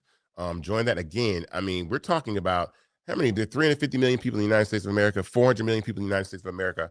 Right now, I'm looking for 33,000 human beings in the United States of America, right, wherever you are, to invest. Or anywhere in the world. Or anywhere in the world, actually. Yeah. You can be everywhere. Sorry, Canada. Sorry, the UK. I don't know why, but we'll figure that out. But anywhere in the world, 33,000 people and a planet full of 9 billion people to invest $400. And we closed the round in 2025. You're talking about going forward in 2025 with Fanbase. We up out of there, right? Yes, definitely. So I don't want to close without first saying thank you to a lot of people. First of all, saying thank you to our investors and our users. You guys are the reason why we're here, why we wake up every day loving what we do. So we want to say thank you. Also, our team. A lot of times you see Isaac, you see me talking, but there's a lot of people behind us. There were people moderating, there were people developing, preparing for today, our product, marketing team, operations, finance, our advisors as well. I just want to say thank you because throughout this journey, you guys have allowed us to be here and get to this point. So let's name. So I'm gonna name some names and you name some names. I'm gonna name some names first. You're in trouble. We got a lot of people. I know, but I mean, we're gonna name some names. First of all, shout out to Andy. Right, Andy is our producer editor who's actually directed this entire thing. So the reason why this looks so good is because of Andy. Shout out to Andy, why it's vivid and visual and the graphics and all that kind of stuff and look amazing. Shout out to Andy. Shout out to Ebony, my right hand in administrative things for myself and the company that really organized on the back end, all of our partners, all of our streaming partners, everything that we do. I want to shout out Noah Washington, who is in marketing, but really helps piece together the run of show, the structure of what we're all doing, works with our fan ambassadors, as we call it, Fanbase, our ambassadors that represent Fanbase, fan ambassadors. I want to shout out Maddie, who is our social media specialist, who's running things on the social media side. So all our social posts, everything you see us doing.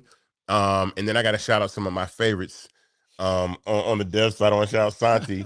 So I got to shout out. Trouble. I got to shout out. I got to shout out. Listen, I got to shout out Santi because Santi makes. He helped a lot on. He helps a lot. Like him and Miku, like they're incredible. But I'll let you name, some other people. But Fanbase is a large team, and so we're significant. Oh, Sewell. Shout out to Sewell. Yes. Sewell keeps us in business. Sewell makes sure we don't spend all the money. Like Sewell makes sure that the money is like money in, right? So we're not doing crazy things like, going to Coachella and blowing money or something like that. So, Definitely. Well, I mean, if I have to name the entire product team, we're a team of 20 working on a product that, probably you think that we have thousands, right? Yeah. So I'm just going to name the teams. Thank you to the product team that helps us refine every single thing, and they have patience on us as we change directions once in a while. Yep. Our UX UI team, and you mentioned a few of them. our development team, the API backend, Android, iOS, our QA team, our tech support team. I was talking today how the tech support team absorbs everything that is happening in Fanbase and they deal with everything. So I want to say thank you to them. And I did mention also our advisors and our team on the marketing team, Andrew, JV, you mentioned Bill, so Kika as well. Kika, who works with our HBCU students, our Propel partnership. So Kika, definitely. We got a lot of cool things coming with Propel and HBCUs in 2025. I got a really good plan to really get Fanbase on college campuses in 2025. So we'll be doing awesome. that. So with that said, we thank you so much. Again, the opportunity to invest and be part of Fanbase doesn't finish right now. Yeah. You can continue, let everyone else know about Fanbase and the investment opportunity. And we definitely are super excited about 2025 and beyond. Yeah, man. For that, I want to say thank you. Thank you to you. I mean, this guy right here, man, this has been an amazing journey. We've been at this for quite a while, but it's really the dream and the passion of ours to continue to build this company. And so from me to you and everybody at Fanbase, we want to wish you happy holidays and a happy and safe new year. And we will see you guys in 2025 as we continue to move Fanbase forward. All right. Thank you. Good night, everybody. See you later. Bravery is not the absence of fear, but the ability to overcome it. We stand for those who defy suppression, who speak out, and those who walk the road less traveled. Everyone deserves to be seen and their voices be heard. We're sparking a movement, growing a community of creators united by the desire for freedom, choice, equity, and ownership. At Fanbase, it's all for one and one for all. We support each other to guide, promote, and uplift you in a place where you can unapologetically be yourself. A place where your voice, ideas, and creativity are not just welcomed, but celebrated. We are Black founded, minority funded, and supported by a diverse, inclusive, powerful community that believes in the strength of authenticity and individual choice. Regardless of success or background, we welcome you, the marginalized, the underappreciated, the successful, the superstar. We're for all who seek a space to express themselves freely, where they are rewarded for being their authentic, true self. We transcend labels because only we have the right to define ourselves. We are built for the brave, the culture, the creators, and for the future where everyone has the power to shape their own destiny, where all are empowered, voices are amplified, and freedom is embraced. For the first time, you have a chance to own the platform you helped make popular. It's a revolution, a movement in how we connect, create, and share. Everyone is a creator, and everyone has a fan base. Here, you can be you without limits.